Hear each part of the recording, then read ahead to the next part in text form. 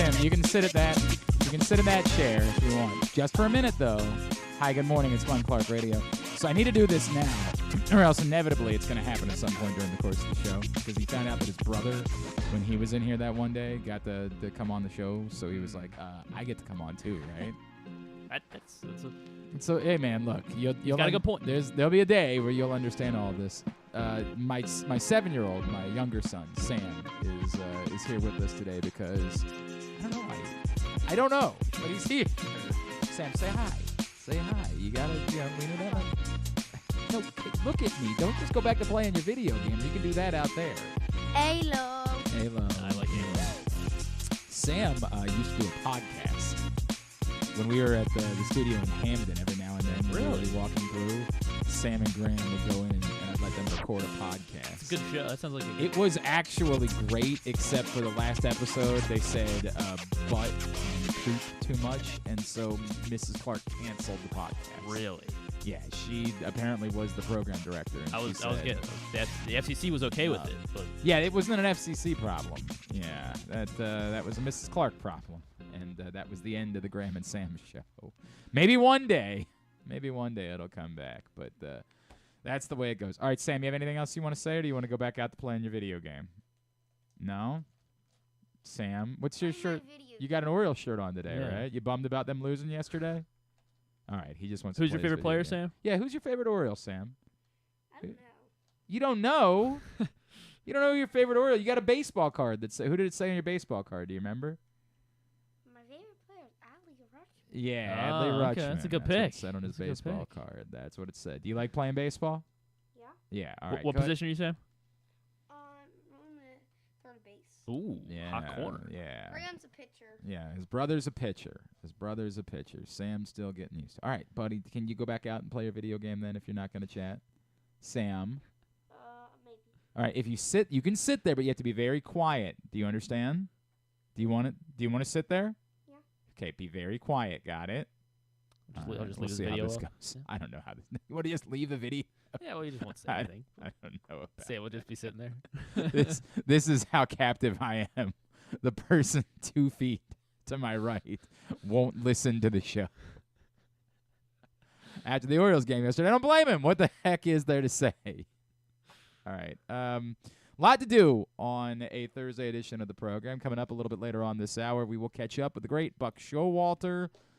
He's back on MLB Network next week. We'll get his thoughts on all sorts of different things. Also this morning, we will head to Bowie. We'll chat with Enrique Bradfield. Enrique, of course, last year's first-round pick for the Baltimore Orioles. Just like, was it 2 weeks ago he got caught up to Bowie, I believe, from Aberdeen? Yes. Yeah. And has gotten off to a nice start. 10 days ago? I mean, that's the bet. That's 2 weeks. It's synonymous. What are you doing? Why Maybe are you making life more maybe difficult? 11 days at this point. Yeah, okay. It's even closer to 2 weeks. What are you my 7-year-old? Well, I just want to make sure we're giving Trying to cause problems? accurate information. So we'll chat with Enrique Bradfield. Also, I was hoping to do both. I think we're going to catch up with Anthony Adams for sure. Tonight is actually one of my favorite days of the year because Sam, I said if you're going to talk, you got to go out there. Got it? Got it. Sam, listen to me. Thank you. So one of my favorite days of the year, if you claim to be a Baltimore sports person, but you're only really about the Orioles and the Ravens, that's fine. I would encourage you to be more well-rounded than that. I said this, it's funny, Drew talked about it yesterday. I ended up sharing some thoughts this morning, but reflecting on the 10-year anniversary of the death of the old radio station. And that was one of my rules, right? Like, that was something that made us different. What made us different was you needed to know about the community. You needed to know about things that weren't just Ravens and Orioles. If you wanted to work there, I wanted you to know who some of the high school coaches were in town that were important.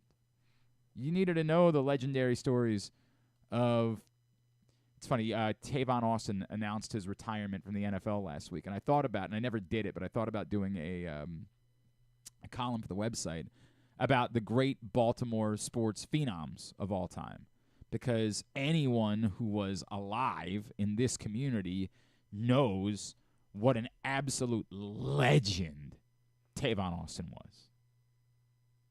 A legend. And in a way, I give him a great deal of credit because it's easy for some people to look at Tavon Austin's career and call him a bust because of where he was drafted. But the truth is, Tavon Austin went to a public school and became a national superstar. Right? Like I can't even come up with a correct word for it. And ended up having a legitimate career in the NFL. You call him a bust because he was picked so high. It's almost unfair. He had a legit NFL career coming out of a public school in Baltimore. But all of us who were around, Drew and I had him on the radio show because he was so relevant in that moment. Tavon Austin's senior season was such a special time that it demanded coverage. You had to be paying attention. Like when I bring on Tamir Goodman, for example. Because if you were outside then, you know. For another generation, it's Skip Wise. Everybody talks about the Dunbar teams, the Reggie Lewis, Muggsy Bogues, those teams of the 80s that ultimately the Baltimore Boys documentary was based on for ESPN. Ironically made by Bobby Sablehouse, who 1,000% is another one of these Baltimore sports legends. But I want you to know those stories. If I was going to hire you and I was program director at the old radio station, you needed to know about that. You weren't getting the job if you didn't know who Bobby Sablehouse was. If you didn't know who Tamir Goodman was, you weren't working for me. And you could say, boy, that's a little ball busting, but that was what made us different. What made us different was we were part of the community. Tonight, UMBC plays Maryland in soccer. And I don't want to oversell it. I don't want to make it seem like it's certainly not going to lead Sports Center tomorrow. But if you've ever been to a Maryland UMBC soccer match in Catsonsville, you understand. You're going to get turned away at the door. Overflow, raucous atmospheres. Something truly like, the hairs on your arms stand up. And this, Maryland team, probably not as good as some of the Maryland teams over the years. And I would say this UMBC team, to be determined. But we're going to catch up with Anthony Adams, UMBC soccer coach, to talk about it because this is one of those things. You want to be a well-rounded Baltimore sports person, whatever that's called now. They used to say it was a host, personality, fan, whatever you are. You need to have experienced a Maryland UMBC soccer game in Catsonsville. Soccer match. Dummy. Maryland UMBC soccer match. These are some of those things that are different and unique. Anybody from anywhere in the country could understand the Ravens are important. Anybody from anywhere in the country. You could fly in tomorrow from Sheboygan and understand that, like, Orioles opening day would be a big deal. But you got to be here to know about certain things. Maryland UMBC soccer is one of those things. It's a big, big deal. There'll be a wild atmosphere over there tonight. What's the weather supposed to be like? That's important because I got a soccer match tonight, too. There's my guy. I think it's going to be fun. Yeah, Griffin. You're supposed to say right now it's fine. It's Griffin. As in fairness, I see nothing but blue skies right now. So. In fairness, I'm always the person that determines what the weather is today based on what the weather was yesterday. Looks like it'll be fine. Low 70s. Looks like it? Oh, Yeah. Low 70s. Boy, that's soccer weather. May even be a little colder as we get closer to 9. I need a hoodie tonight. Yeah. Oh, I love hoodie season. Love it. That means next week it's going to be hell. Just be prepared. It goes this way every year. If you're new here, it's pleasant this week. You're like, boy, this is nice. This feels like fall. Next week is the State Fair and the lead up to Labor Day. Every year when you get to State's Fair season, be prepared. It is going to be hotter than hell. It's like the first week of college as I- well, I and don't- that week was always. I don't know how to explain it. Just 100 degrees. blistering. That's the way it works. We get 1 week in August where it looks like the fall's coming, and then saying upper 80s right now. for next week, Yeah, like a high of 89 every day. So maybe we not hit 90. We'll see. Maybe we'll get lucky. we'll see. I'm skeptical. Also, boy, that was a big sell for Anthony Adams. Also, this morning we'll catch up with our buddy Jake Funk. We've been trying to catch up with some folks around training camps this summer. And the former Terp and former Damascus Hornet is now with the Lions after spending some time with the Ravens last year trying to make that roster. So we'll catch up with Jake Funk this morning. And who knows what other surprises might be in store during the course of the day. Yes, Sam, my 7-year-old son. That was the big get today.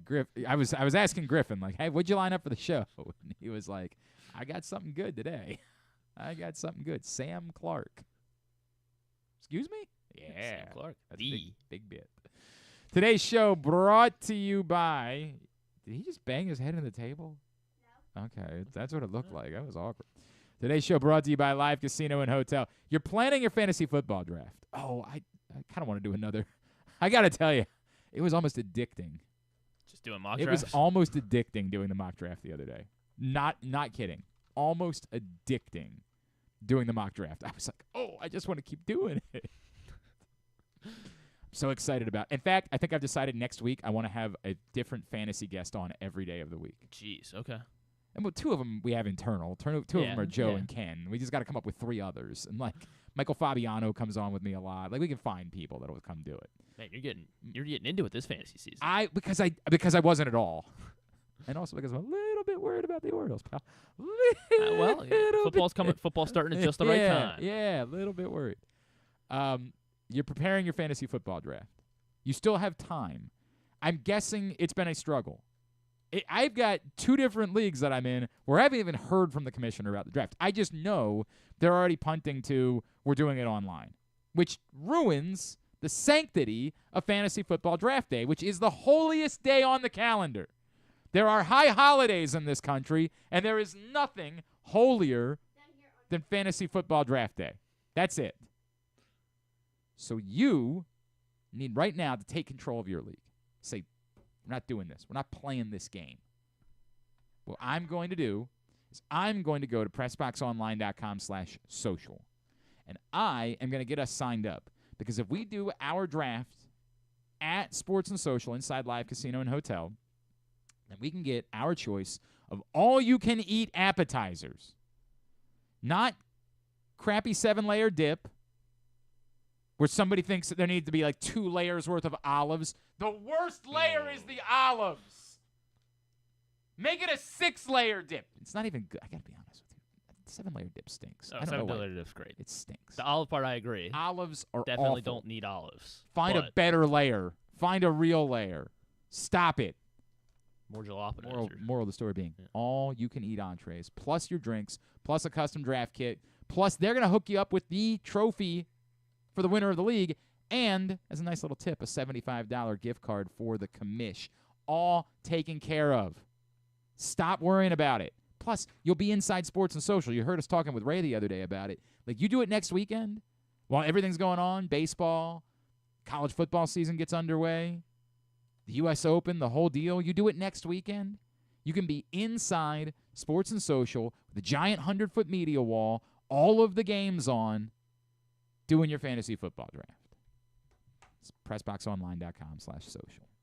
I really don't have much more to say about the game. Oh, John's decided to John Little Rock hates the Mets with every fiber of his soul. I can't be mad at the Mets. I'd be mad at the Mets. I mean, I guess if you were alive in '69, maybe I could understand why you hate the Mets. I don't know what there is to say, man. I was hard on Sir Anthony Dominguez yesterday after the game. I was like, that's it. There is no closer. And a few people were like, dude, you're the guy that says home runs aren't supposed to be that big of a deal. Which, like, I stand by, but, like, you do it in 3 straight games, that changes a bit. Ironically, Craig Kimbrell didn't do the Craig Kimbrell bit yesterday. He did the home run bit. He did the Sir Anthony Dominguez bit yesterday. I don't... Who we had somebody on last week that when I brought up Sir Anthony Dominguez, they were like, it was David Schoenfield. That's who it was from ESPN. Who was like, yeah, you know, he gave up a lot of home runs, right? And I was like, yeah, but like, you know, that was in Philadelphia, and you know, you got that big porch out and you know, it's like the wall in Baltimore. Like, it won't be quite the same. And in fairness, 3 of them have been on the road, right? Yeah, 3 of the 4 home runs he's given up since he arrived here have been on the road. The only one was the one on Sunday when it didn't matter because they were up by 3 runs. And they're still all – he has not put a runner on base and then given up a home run. Is it weird that they turned to him in back-to-back tie games? You know, is that the lesson? Was it I don't know. I don't know what to make of it. I really don't know how to define any of it. What I know is if that's the guy you've got the most confidence in, is the guy that's now given up home runs on 3 straight appearances, you got a problem. He's still, to me, the closer. Like, he's still but you could sense the frustration from Brandon Hyde after the game. They're like talking. He's like, I'm not saying anything about close. Like, he's just not talking. To me, he's still the guy, but just by default. Yeah, I mean, you don't have another guy. If there was another guy at this point, maybe when Dylan Tate returns, you let him try to be the closer. I don't Colin know. Selby, maybe. You know? Yeah, who knows? This stuff has been okay.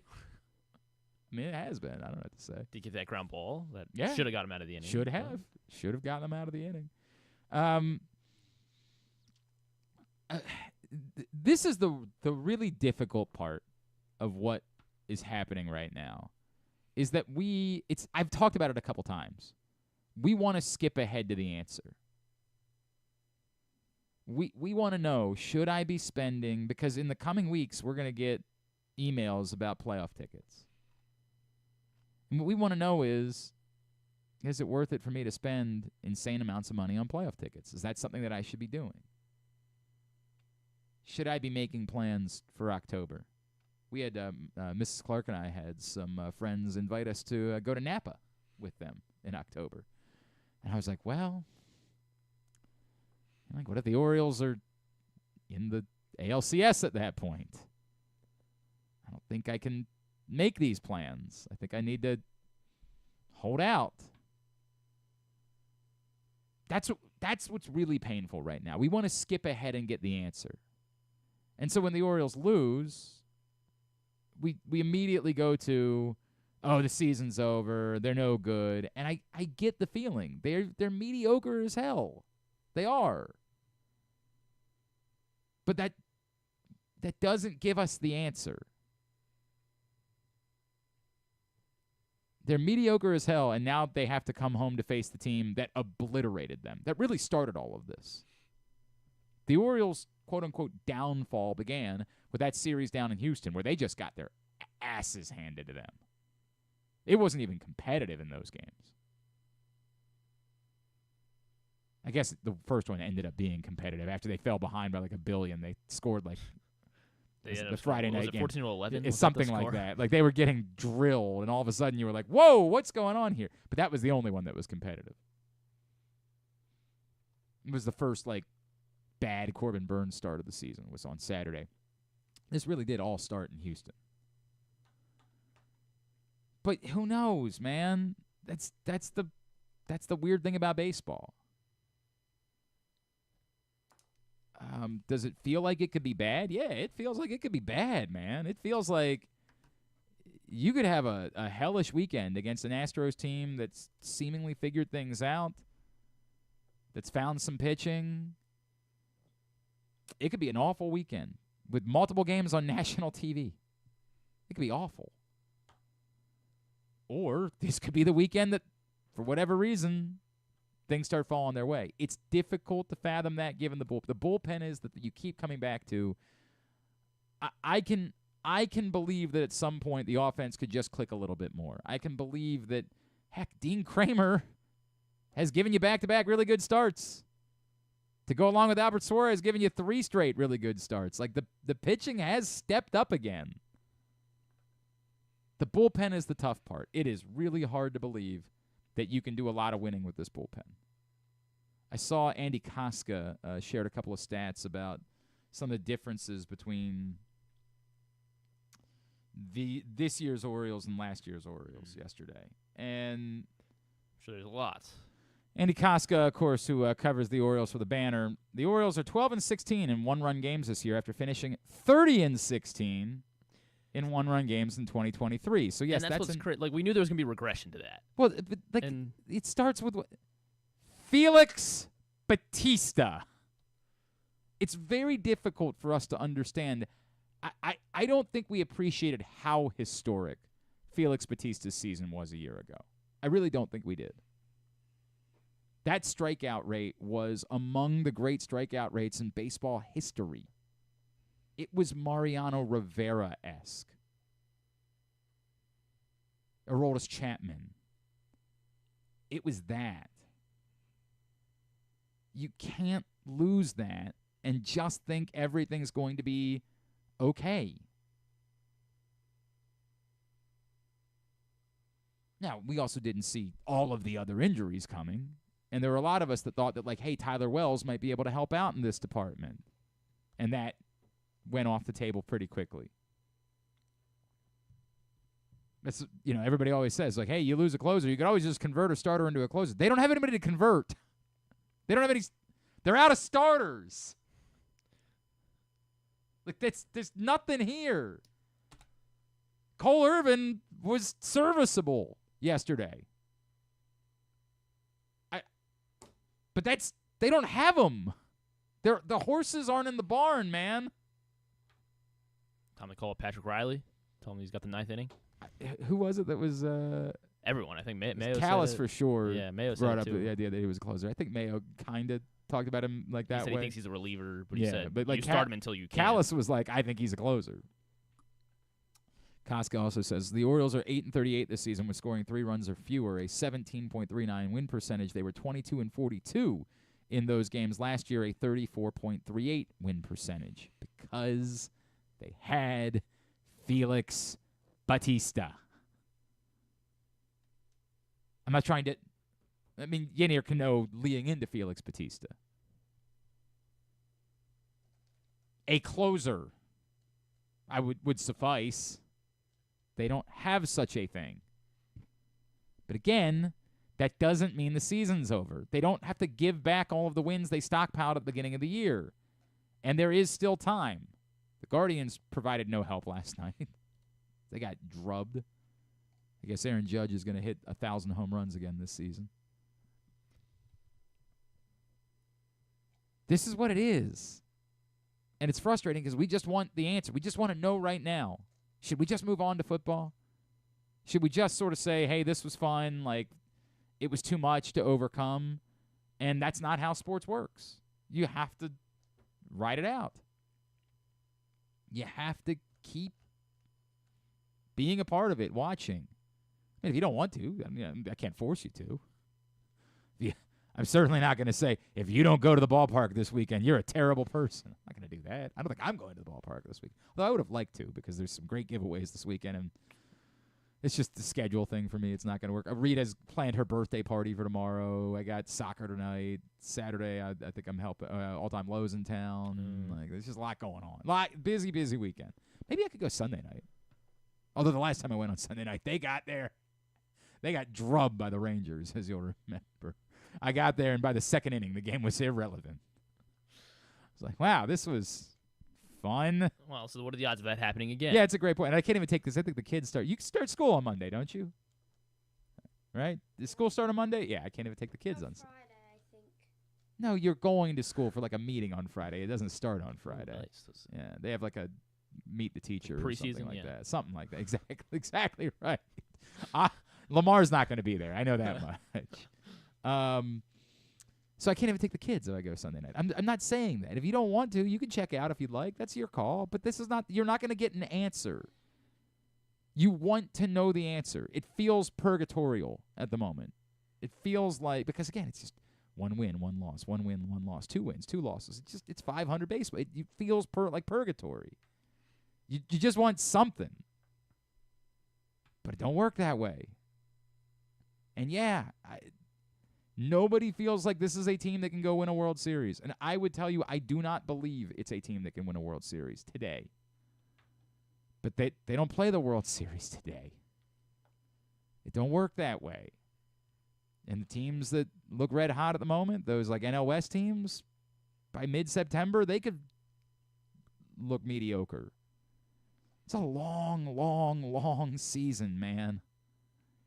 And it's not a sport that's defined by one position. Like in the NFL, of course, if you have Patrick Mahomes, it really doesn't matter what you look like because you have the trump card. You have Patrick Mahomes. You have Tom Brady you've got the quarterback. It's not that type of sport. No one guy can be the difference. Look, Aaron Judge has been the best player in the American League, but Aaron Judge does not guarantee that the Yankees. Does anybody believe that the Yankees look like I know last night they look good. If Juan Soto only hits home runs moving forward, I mean, that's... Do you think anybody in New York feels, after watching the Yankees for the last 2.5 months, feels good about their chances of winning the World Series. No. This is what it is. It's frustrating as hell, man. It really is. I would rather be coming in here every day and putting somebody up. I guess we should do this. Doing a man of the match, which is brought to you by... Experience the thrill of the Mars Maryland 5-Star at Fair Hill, presented by Brown Advisory, coming October 17th to 20th. See the world's best equestrians compete in the sport of eventing, the ultimate test of horse and rider. Enjoy a weekend festival featuring local food, shopping, and fun for all. Come for the event and stay for the experience in Cecil County, home to the Chesapeake Bay waterfront, vibrant small towns, and family entertainment. Tickets on sale now at maryland5star.us. I would rather be joyful. There is something that it does for the community. I talk about the nature of the community. There is something that it does to the community when the team is humming and everybody's high-fiving and everybody's excited and everybody wants to go to the games, and we're all like, if the Orioles had won 6 out of their last 7 with the Astros coming in this weekend, it would feel electric in town. But it doesn't, and that's a bummer for all of us. But it also doesn't mean we want to just say, put me out of my misery. It's over. It can't happen. But that's not the case either. It's weird. Like, we know last year's team was a better team than this year's team is, right? But it's sort of like the comparison. The 2011 Ravens were a better team than the 2012 Ravens. Undeniably. One of them won a Super Bowl. Got hot. Played good football at the right time. Won the Super Bowl. I can't tell you that this can't be that team. I don't think it will. Today, I don't like their chances. But I don't know what's going to happen. Griffin's still holding out hope that Craig Kimbrell can still be a thing. Well, I was. Oh, you've given up on that? I'm not gonna One say give home it run up. later? Well, it's been 2, hasn't it? Since then? This was Monday when I said, and then Was it Monday? He got rocked on I Monday. He also got rocked. I don't yesterday. remember when these things happen, Griffin. Maybe it was. I don't know. Who knows? It's what it is, man. Yeah. Look. It's hard to imagine a team that's not getting Felix Bautista back. That's the bullpen. Kyle is the Bradish thing. back. Look, will it be helped by Danny Coulomb? Will it be helped by Jacob Webb? Can it still be helped by Grayson Rodriguez? And you mentioned Jordan Westbrook too. Yeah, all of it, all of it. Like, in a world where Kramer and Suarez are humming along, and you add Rodriguez and Eflin back into this rotation, then all of a sudden maybe one of these guys could prove to be a helpful bullpen. Maybe Albert Suarez could be a bullpen difference maker. Or Dean Kramer could be a bullpen difference maker. Maybe. You gotta throw out everything. But, yeah, none of it looks probable at the moment. And it's all very frustrating. And there's no one answer that you can turn to. There's no, well, now it's time to call up. There's who? Time to call up who? Nick Vespe's coming back today. So there's that. Good. I don't think he's going to be the difference maker at the back end of the bullpen. No. There's not many lefties in the Astros lineup either, so I'm not sure. Yeah. I'm not sure when. I don't know. Because he's here. I guess because they had to option Dylan Tate, so they really. Well, they optioned Dylan Tate 2 days ago to bring back Cole Irvin. Now they got to send Cole Irvin back down, so that's what it is, man. Although, I'm not even going to try. I'm not even going to try to make sense of it. What? I'm not even going to try. Orioles open up their series against the Astros. Keep your phone on. Tonight. You might get recalled too. I swear to God, I'm like, I got 6 pitches. I think I could throw that ball 6 times. It's more than Kimbrel for sure. 100%. When we come back in, we'll talk more about all of it with our friend Buck Showalter. Maybe he can make some sense of it. And if I know Buck, he's very level-headed about it. Here's my guess. Buck's going to tell us we're too worked up. That's my guess, and not just because we recorded the conversation yesterday. We'll come back in, talk to Buck Showalter. It is a Thursday edition of Glenn Clark Radio. Want to improve your golf game or learn to play for the first time? The Baltimore Golf Academy has fun, instructional programs for the beginner golfer to everyday players. The Baltimore Golf Academy can take your game to the next level. Enroll today at BaltimoreGolfAcademy.com. Frederick Keys baseball is back. With 30 more home games beginning on July 2nd, the Keys are excited to welcome you back to Nimio Field at Harry Grove Stadium. We want to see you there. Countless promotions will be on display every game, with it ranging from Tap House Tuesdays to Firework Fridays and everything in between. For more information or to buy tickets, call 301-815-9939 or visit frederickkeys.com today. We've all experienced it before, the fantasy football draft from hell. Your buddy says you can do it at his house, but he never asks his wife. She's screaming at him the whole time and forces you guys to sit outside in the unforgiving heat. Then everyone brings the exact same store-bought 7-layer dip, and somehow you accidentally draft someone named LeVar Jackson because your brain can't function in these circumstances. Don't cop out and just move your draft online this year. Let Sports and Social at Live Casino and Hotel handle everything for you. Book your draft party, complete with your choice of all-you-can-eat entrees, drinks, and custom draft kits for the whole league, plus a custom trophy for your champion and a $75 gift card for the commish. Visit PressBoxOnline.com/social. That's PressBoxOnline.com/social, and never have a fantasy draft from hell again. Driving in Maryland? Did you know an Easy Pass from DriveEasyMD.com can save you time and money? Of course you did, because you are a thrifty driver. An antenna reads your Easy Pass transponder and automatically deducts the toll from your Easy Pass account. Learn more at DriveEasyMD.com. Hagerstown, Maryland, a snapshot of American history that dates back centuries. Today, the roots of the city expand with another historical moment, the grand opening of Meredith Park, Hagerstown's new event stadium and home to the Atlantic League Flying Boxcars. Experience the energy, culture, and adventure. Plan your getaway today at America's newest and most innovative ballpark. You're welcome in Hagerstown, Maryland. Visit Hagerstown.com. Treat yourself and taste the Baltimore tradition that is the legendary Costas Inn. Hey, it's Stan the Fan Charles. For over 50 years, the Costas Inn has been a Baltimore original, dishing out their legendary fat, delicious, award-winning crab cakes and steamed crabs. It's crab season, so sit back and crack some crabs while watching the Birds pursue another divisional title on Costas' 15 TVs. On Monday night, the Costas Inn offers their half-pound jumbo lump crab cake with 2 sides for under $30. So head on down to the Costas Inn today at 4100 North Point Boulevard or visit them at CostasInn.com. There he is, Agent 00 Chicken. Nothing can keep him from Royal Farms Chicken Palooza. Because right now, he can get a 3-piece world-famous chicken box for just $8, with a portion of each sale donated to a local charity. Plus, register to win world-famous chicken for a year.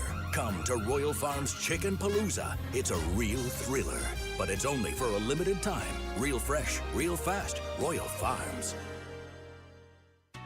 Escape to Ocean City, Maryland, and discover a place that just feels lighter, where every day feels like Saturday and French fries are a food group, where flip-flops are always in fashion and seafood is always in season, where the boardwalk is bustling and the beach is right outside your door, where you can rise with the tide and feel like a kid again. Ocean City, Maryland, somewhere to smile about. Book your trip at OCOcean.com. Coming back in here with Glenn and the other guy, Garrett, whatever his name is. You know who they are. All right, back in here on GCR as we continue along on a Tuesday edition I'll keep of his mic the muted, program. Yeah. Make sure you do that. My 7-year-old is in here saying salacious things. Hey, coming up a little bit later on today, Stan the Fan Charles and Eric Garfield will get together at 5 o'clock. Talking prospects, starting to get into the late portion of the season in the minor leagues. You can watch that show, Facebook.com/PressBoxSports. If you miss it, you can see it later on, YouTube.com/PressBoxOnline or PressBoxOnline.com/video.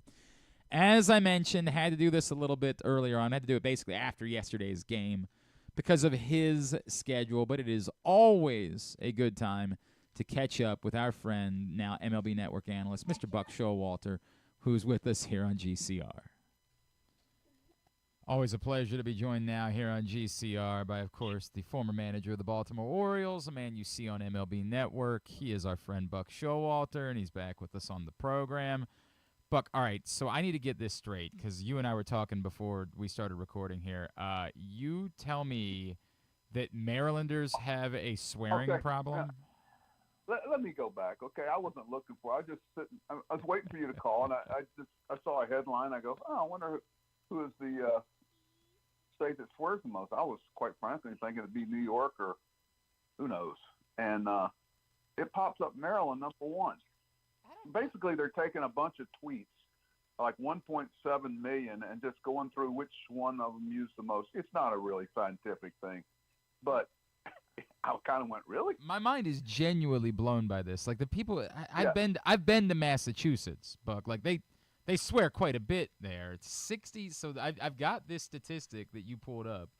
It is 66, the number of swear words per 1,000 online messages on Twitter. Maryland, not just number one with a bullet at 66.3. Hey, let's put it this way: they're ahead of Louisiana. What? Okay, now I got to ask the question. How much of a swearer are you in the dugout, in your conversations with umpires? Maybe a little more than I'd like to be. You know, it's funny. It's through my mother. I got to tell you, Glenn, every Sunday in Baltimore when she was still with us, I would call her. She knew it was coming after a day game. I'd put the phone on the dashboard, and the half-hour ride home or whatever it was, I would listen to her, and we would talk, and I missed those times. I'd do anything to be able to talk. But one day she did tell me, she says, I can read lips. And I got to tell you, it really, after that, it really lessened a lot. And I realized that there's other ways to express yourself. That's pretty, it's great. I'm usually pretty good about it unless the umpire goes there. Once he goes there, then, Okay, but wait. Now we have to ask the appropriate question. If you're the manager of the Orioles, do you have an obligation to swear more in order to honor the legacy of Earl Weaver? No, I don't think that. Okay. I think you got to be yourself, because I'm gonna tell you, you want to lose a clubhouse. Try to be something you're not. I mean, baseball can sniff out a phony in a heartbeat, especially players, because you're around each other so much day to day, and sometimes 15 hours a day for 7 straight days, and it just doesn't play. I mean, trying to be something you're not doesn't play. I want to talk about that a little bit, Buck, because, look, the Orioles, we know, and you're going to remind me, they're a really good baseball team, and they are right in the middle of things, and that's what but they have been playing 500 baseball for the better part of 2 months, and it allows frustrations to come out. And you and I have talked about Brandon Hyde before, and I'm not like a Brandon Hyde apologist. I just think that, he's done a good job. That's what I think. I think we overanalyze small things, or we want someone to be demonstrative. What you just said there is really interesting to me, because we saw it this week. Corbin Burns was screaming at the home plate umpire in New York, and Orioles fans were like, hey, why isn't Brandon Hyde the one doing that? And I think what you just said is really interesting, that you can't fake that. You can't be like that. That wouldn't work for a baseball team. Well, not in today's world. It used to be that umpires kind of knew that their interaction with coaches and managers and players, mostly managers, was kind of part of the entertainment package. And they all had a little stick, the umpires, and they'd let you go. But now with instant replay and so many things like that, personal part of it's kind of, it's probably not as quite an entertaining a game, but I understand the reason why they tried to eliminate a lot of it. But, I told players before, I remember when Manny first came up, we had a meeting I said, listen, and I had told Manny this, we'll back you on anything, and publicly, but privately, there's nothing. And I told Manny, and we had a team meeting about it, that there's nothing worse than a team going on a field and supporting somebody in an unjust cause. When you go out there and you go, just our guy's wrong. This is just wrong. We shouldn't be out here. And you can get somebody hurt on your team. I said, listen, just make sure it's a just cause, okay? It certainly makes everything feel a lot better, have a better taste in your mouth. But when you're out there and your teammate's wrong about what he's mad about, it's not. So I think, who knows? I'd have to look back on him. Maybe Brandon knew that this guy was wrong. I don't know. The strike zone was pretty bad that night. It was pretty bad. Well, You know, you go back on a lot of these umpires, and I got to tell you, it's amazing to me that they're as accurate as they are. Yeah. It really is. I look back through it with pure eyes sometime, and I go, you know what? I would have wanted that pitch. You know, it was borderline. There's probably 20, 30 pitches a game where they can call it either way and not get penalized either way on the grading scale. So you just want your fair share of those borderline calls. I feel like there's a percentage of baseball fans that just when things aren't going great, they like want the performative aspect of it. They want theatrics for the sake of theatrics. They want to hear about the manager throwing bats around in the clubhouse or something. Or they want somebody sharing their frustration. Yeah. Hey, I'm frustrated. Why aren't you? There's so many things, Glenn, that go on in a clubhouse behind the scenes that you can't talk about publicly that affect things that go on day to day. And your job description as a manager is, in a lot of cases, just to wear it. You wear a lot of things, so you could say something that might make you look different publicly in a positive way, but you can't do it because there's a certain, honor that you have to and respect you have to give people about when they tell you certain things that they don't want the whole world to know about. So, Brandon knows what he's doing, and there's a ebb and flow. Why are fans upset at playing 500? Because they were playing 700 plus baseball. Right. And somewhere in between, everybody's going to seek their level. Baseball's got too many games. They got 42 games left. You're going to seek your level. And, they've fought through a lot of injuries that a lot of clubs, especially from the starting pitching, would not have survived. And they have survived it, and they're right there with the Yankees, and the Orioles fans are going to have a lot of fun in September. Buck Showalter with us here on GCR. Buck, is it as simple as, we saw what happened with the Rangers a year ago, that none of this, all the things that you want to feel like you're a good baseball team, do we now know it really is just as simple as get in and whatever happens, happens? You know what plays a lot, I think people miss, is that in the postseason, if a hitter's on top of his game and a pitcher's on top of his game, the pitcher wins. So this home field advantage of playing games at home, if the pitcher from the other team is on top of his game and really good, it quietens everybody. I mean, the home field advantage goes away. So yeah, there's a lot to that. That just get there and get your foot in the door. Yeah, you'd like to play at home. You don't want to have to travel, but I'm not sure that having home field advantages means as much in baseball as it does in other sports. Is there something to be made that it is more troubling that a team on August 22nd doesn't have a closer? Like, can you win a World Series when you got a month left in the season and you don't have a closer on your team? Who's the closer for the Rangers last year? Quick. Yeah, it was Leclerc, right? Well, but he wasn't at times during the year. He wasn't. That's true. And I don't know.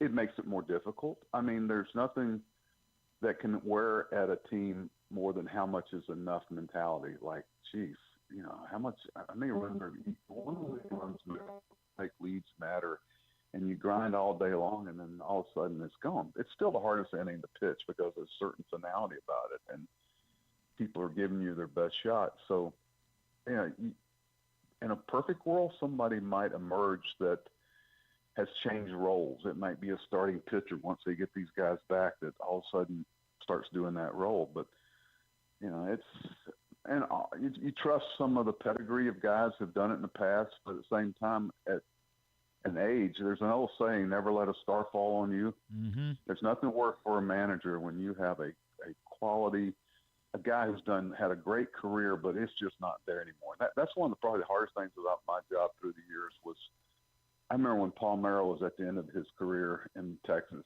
and I mean, I could name 10 other guys, and you're trying to be respectful, but they just can't do it anymore. And it's hard. It's hard. I actually quote you on that, don't let the star fall on you, kind of regularly, Buck. In fact, the column I wrote this week, I referenced that, and I brought it up in the context of I don't know if you're not at the point with Craig Kimbrell where it's not just that he's not the closer, it's that is there a role for him at this point? And that's got to be I can't even imagine the difficulty of dealing with that. Are you really watching someone that's just at the end of their rope of even being able to get major league pitchers out? Major league hitters, sorry. I'm not as close enough to it. I don't watch him throw every day and know all the things that Brandon and his people know. So I'll leave it to them. But we certainly know that he's capable of it in the past, and at times this year it just hasn't been very consistent. Yeah, it's been rough. It's the walks too, right? Like you can live with a home run every now and then. And tell me if I'm wrong, Buck. Like I feel like you can make peace with a guy battling, throwing a pitch, it gets turned the other way. It's the free bases. I feel like that's the part where you really start to question someone. Well, that's the top step, full pack. Was it Stenhouse? Is that the guy with Earl? Yeah. Mm-hmm. It's okay if it ends well. I got to tell you, it's not okay. That was what was so great. I used to kid Joe Torre about it. What was great through all those years is that Mario Rivera, there was no stress in the ninth inning. It was bing, bang, boom. Here strikes are being thrown, and it's not painful to get there. And I tell you, the year that Edwin Diaz had for us in New York with the Mets, that was it. Just gave us such a great mentality to win 100-plus games because this guy just, there was no stress in the ninth inning. On the road, big 40,000 people in Atlanta, and he'd go throw 10 pitches, and you're on the bus going home. Let me go back a second and then I want to touch on two other big baseball topics with you. I don't think that it makes sense for a manager to be performative or theatric for the sake of it. But is there a point in which you have to address it somehow? Do you just say, hey, it's baseball, it's game after game, or do you have to have a meeting, have a sit down, and talk it out, something along those lines? Well, Glenn, how do you know that hasn't happened? I don't, and very fair. Do you come out and go, hey, I just want all the media and everybody to know I just had a meeting and I screamed at everybody. I want you to know about that. Well, that's, you're certainly not going to do that. I mean, it's got to be what you really feel. I mean, you know what these guys are going through. Okay, are they playing hard? Are they playing fundamentally sound? Are they scuffling some because a lot of the people are hurt and you've got a different level of performers on the field? I mean, you got to look at things realistically, but I think nobody understands the frustration of the fans there more. But think about what you're frustrated about because you've been so good for so long, and it's been a little bit of a challenge. Oh my gosh! When I heard you say we've been playing 500, you know how many people would trade with you in Hartley? Oh, we spent a lot of years in Baltimore dreaming of 500, Buck. You know that. I know. Trailed me when I first got there. It was like, wow. Yeah. It seems like a distant star. You shut up for a month, and we were ready to build a statue of you in Baltimore because of everything that we had going. No, Hey, Nicky Markakis and Terry Crowley are going into the Baltimore Hall of Fame this weekend. Cool. Let's talk about Nick just for a second because Nick doesn't allow himself to be the most celebrated guy, right? Like it's just not who he is. That's him. Yep, guys being who they are. I texted him. I said, "Hey, congratulations!" I said, "I'm gonna be in town. What I'd love to do is slip in the back of the room right before they speak, and then slip out just as they get done, just to see it." But Nick's the type of guy that you just, players love him. Great teammate, played the game right. Just never a look at me mentality, just about winning. And he was special. He was a guy we built a lot of things around. I remember when John Hart called me in Atlanta about signing him. I said, if you want to give these guys a direction about how to play the game right. And they still talk in Atlanta about the impact that he had on all their young players there. It's crazy to me how close he really is to having a Hall of Fame career. It really is not that far off. But the word that comes to mind to me is just stalwart, right? You just knew what you were getting every time. There's so many great Nick Markakis stories that people don't even talk about. He had every spring I would take infill outfield the very first day of spring to kind of deliver a little message, and new guys coming in were like, wow, we're doing this the first day. And Nick and Adam and everybody knew what was going on. And Nick had a shoulder issue, and he had to really watch. It's one of the reasons why he had to quit pitching. But he would air it out the first day, one hop everything, right on the button, and he would go, boys, there it is. I'm done for the year. And he would show all these young guys and first-year players what it meant to take infield outfield and work. And but Nicky always worked hard at everything else. But he knew he had so many bullets in his arm. What about? He was like E.F. Hutton. Little things he would say. Yeah. That he would pick his spots. He knew how much weight his words carried, and he was very careful about it. What about Crow? What I know that he was obviously still around when you got here. Like what did he mean to you? Terry just he was a great confidant, and I got to tell you, like there'd be somebody in Bowie or Norfolk or Frederick, and I go, hey, Crow, can you go over and look at this guy and tell him what you think? And he would come back with pure eyes, just honest, crisp. Hey, here's what I see. He's not going to pop his gums and try to show you how smart he is. He had a nice, calm way about him. He had a way of visually seeing the game and knowing that what was good for Nicky Markakis may not be good for Adam Jones.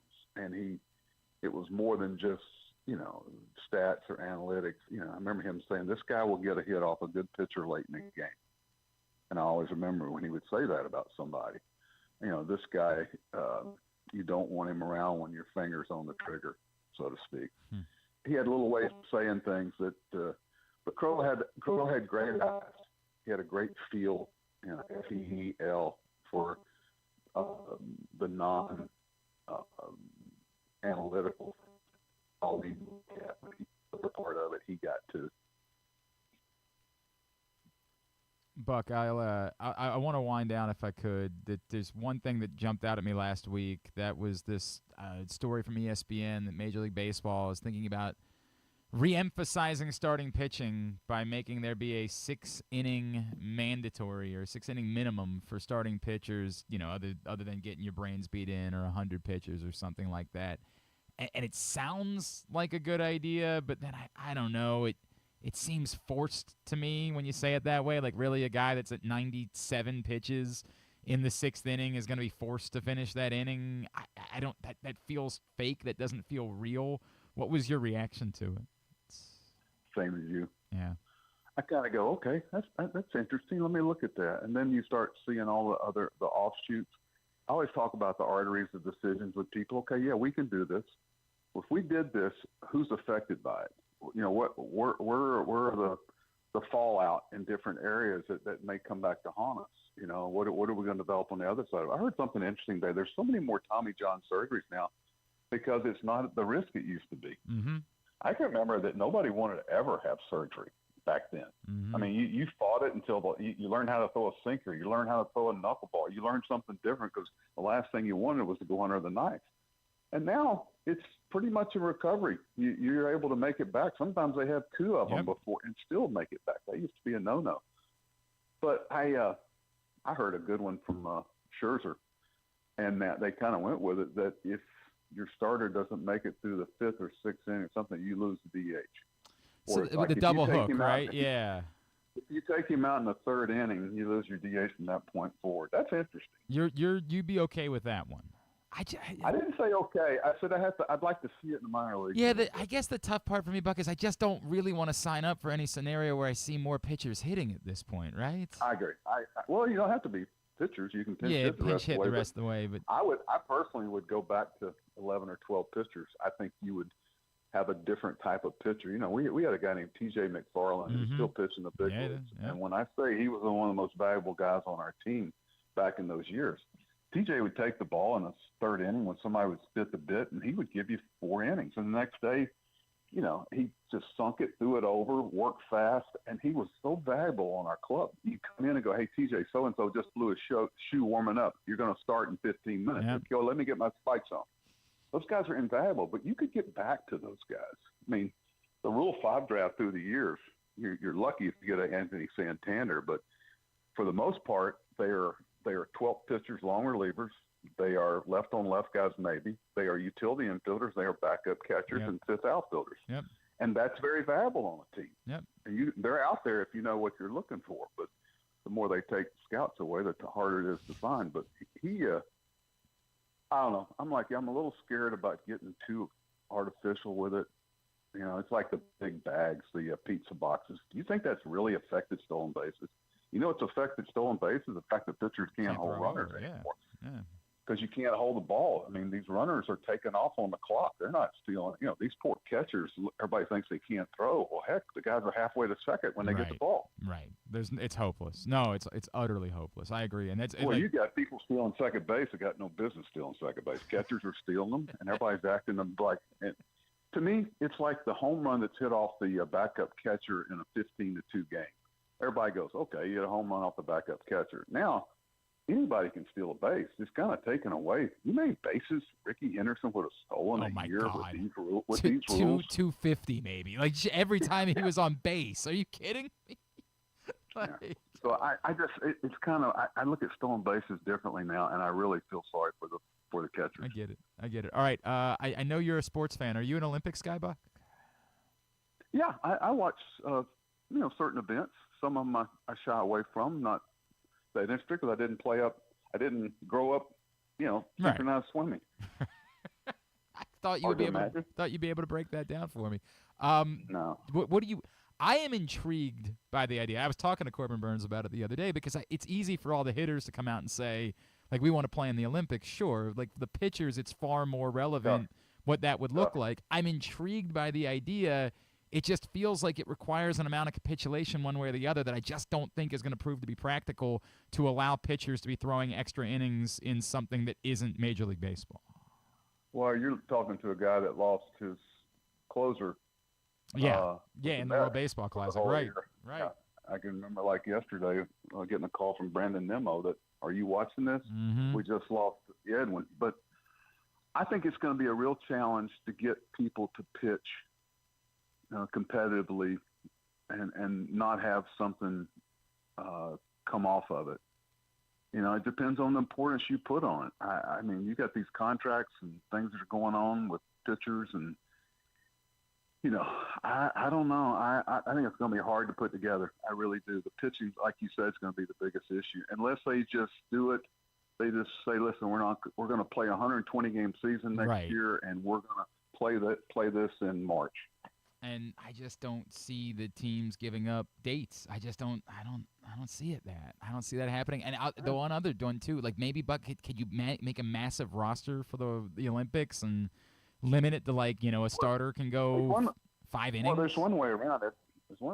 You just do it from the college ranks. Right. Sure. But I get the value. I don't think Japan's going to do that, do you? No, not a chance in hell. And I feel like I get the value of, we know that Bryce Harper's a major baseball star, but I see what they're seeing is we can make him an international star. The Olympics is a different audience than a baseball audience, and we want a piece of that. I just don't know that it's practical.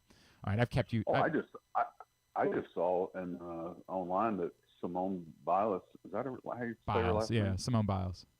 She's doing a exhibition in Fort Worth, Texas. Yeah, I'm thinking about going. That's amazing. She's unbelievable. Watching her. Oh my gosh, she's incredible. And Buck, that's where you and I'm not a gymnastics person.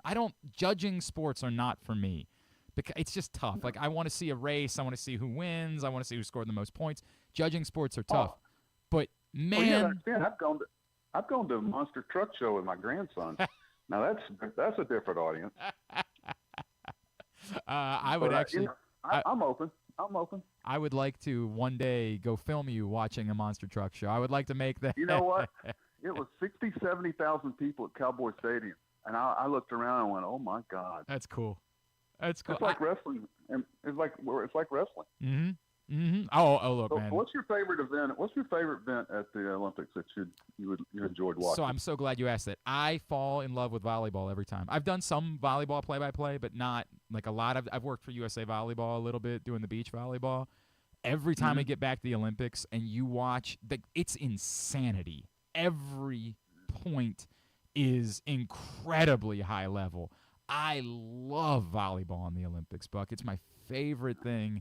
And then this year I was enamored with the rugby. Like, the rugby at the Olympics was so cool to me. I was glued.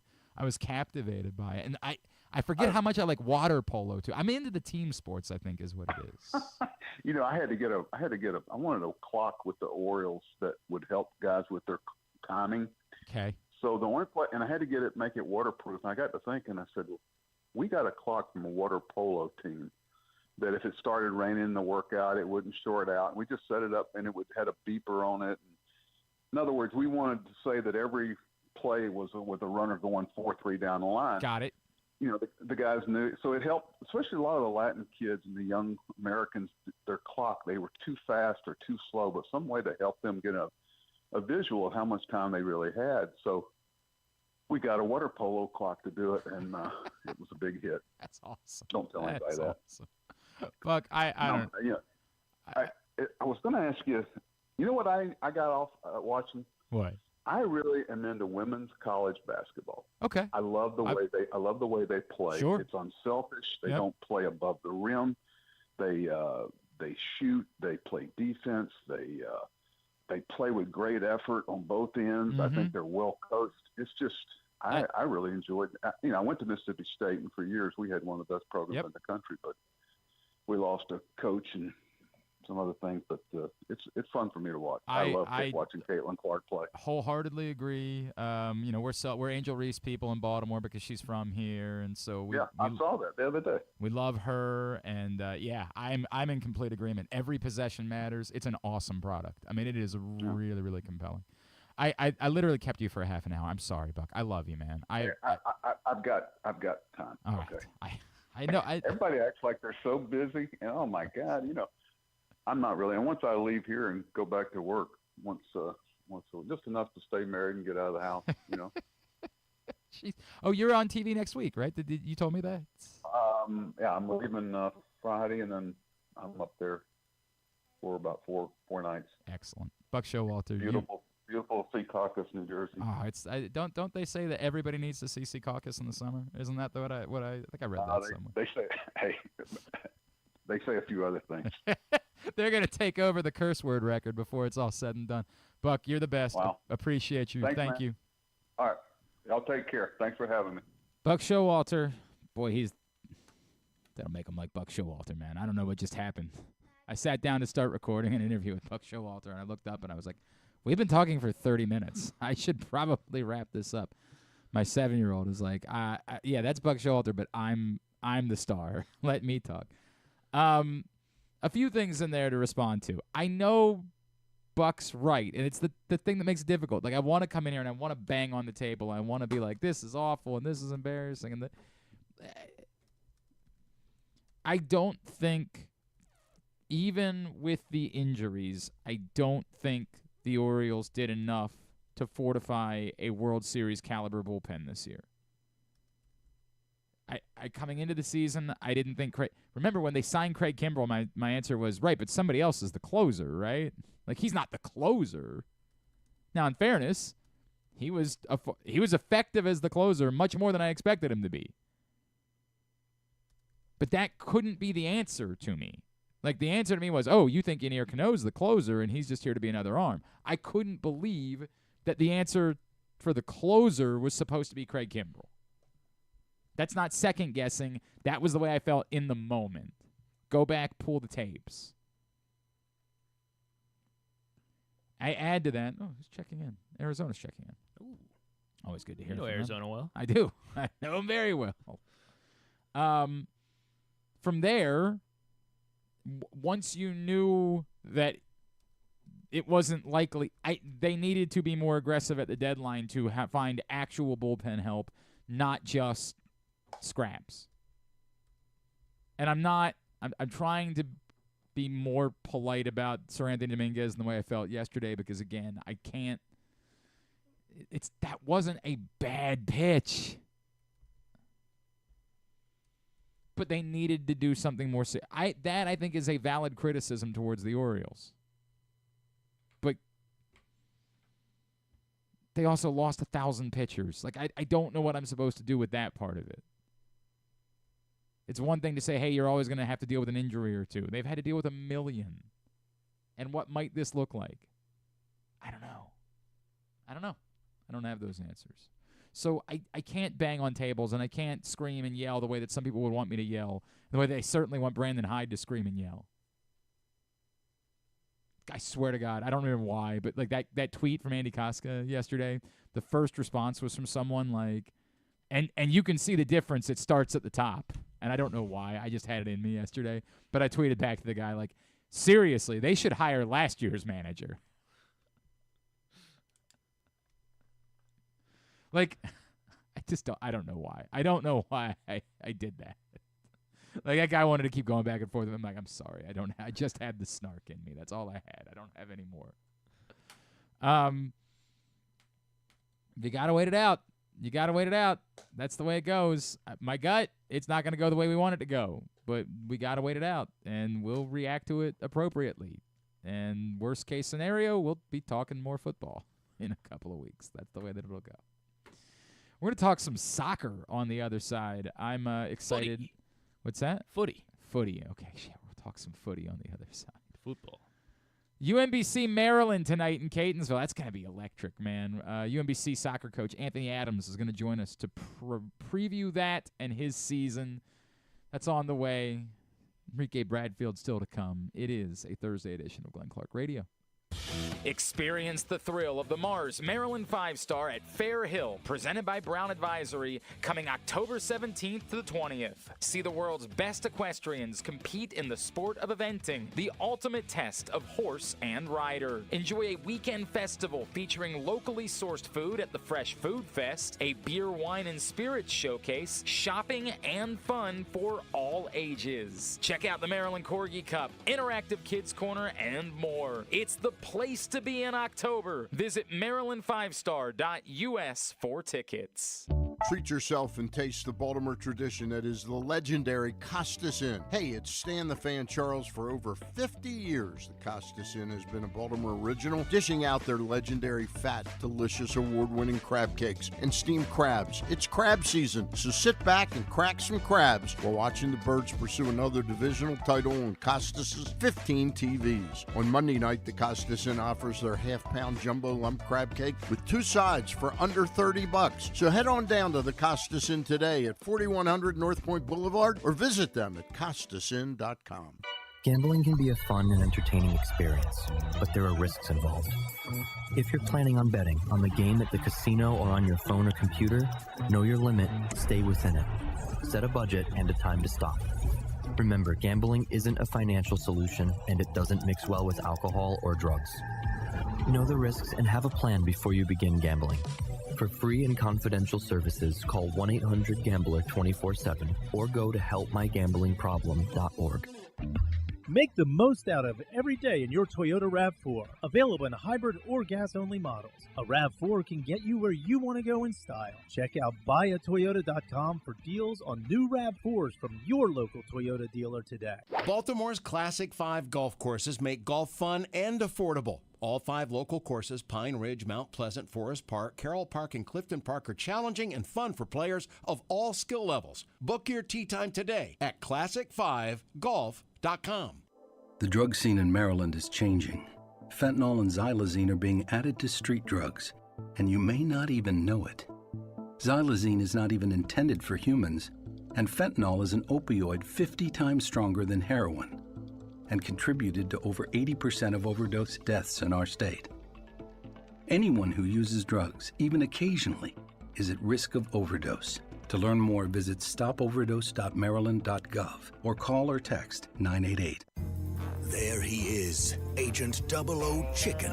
Nothing can keep him from Royal Farms Chicken Palooza. Because right now, he can get a 3-piece world-famous chicken box for just $8 with a portion of each sale donated to a local charity. Plus, register to win world-famous chicken for a year. Come to Royal Farms Chicken Palooza. It's a real thriller, but it's only for a limited time. Real fresh, real fast. Royal Farms. The latest edition of Pressbox is available now. On the cover, Bo Smolka profiles Ravens star safety Kyle Hamilton, detailing his path from growing up the son of a basketball player to choosing football, being overlooked in the draft, and turning into a defensive unicorn as a playmaking Swiss Army knife in the NFL. Also inside, meet college football players from all of the area's D1 programs and some of the area's college soccer standouts as well. Pressbox is available for free at over 500 locations throughout the region, including 60 Royal Farm stores. Or you can read the entire issue at PressBoxOnline.com, where you can also find great betting advice and the best daily coverage of the Orioles, Ravens, and Terps. One of the things that's definitely wrong with this country is that this dude still has a job somehow, some way. Glenn Clark.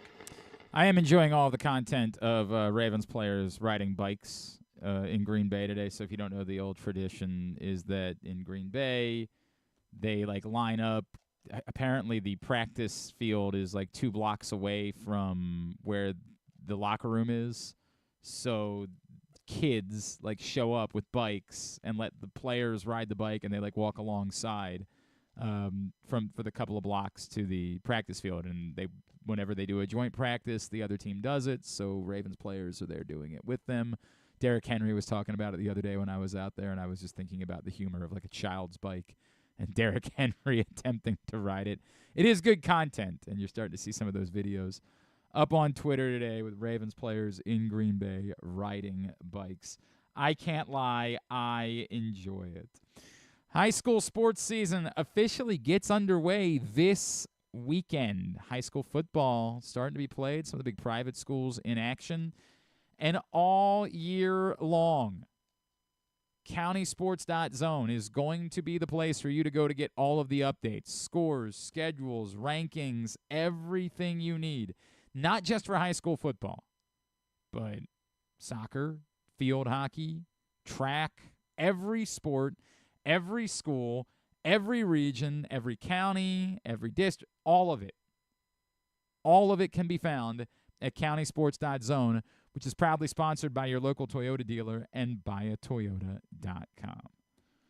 All right, coming up in just a second, we will preview Maryland UMBC soccer tonight in Catsonsville. Anthony Adams, UMBC head coach, will join us. Oh, we're doing it right now. Okay, then let's do it right now.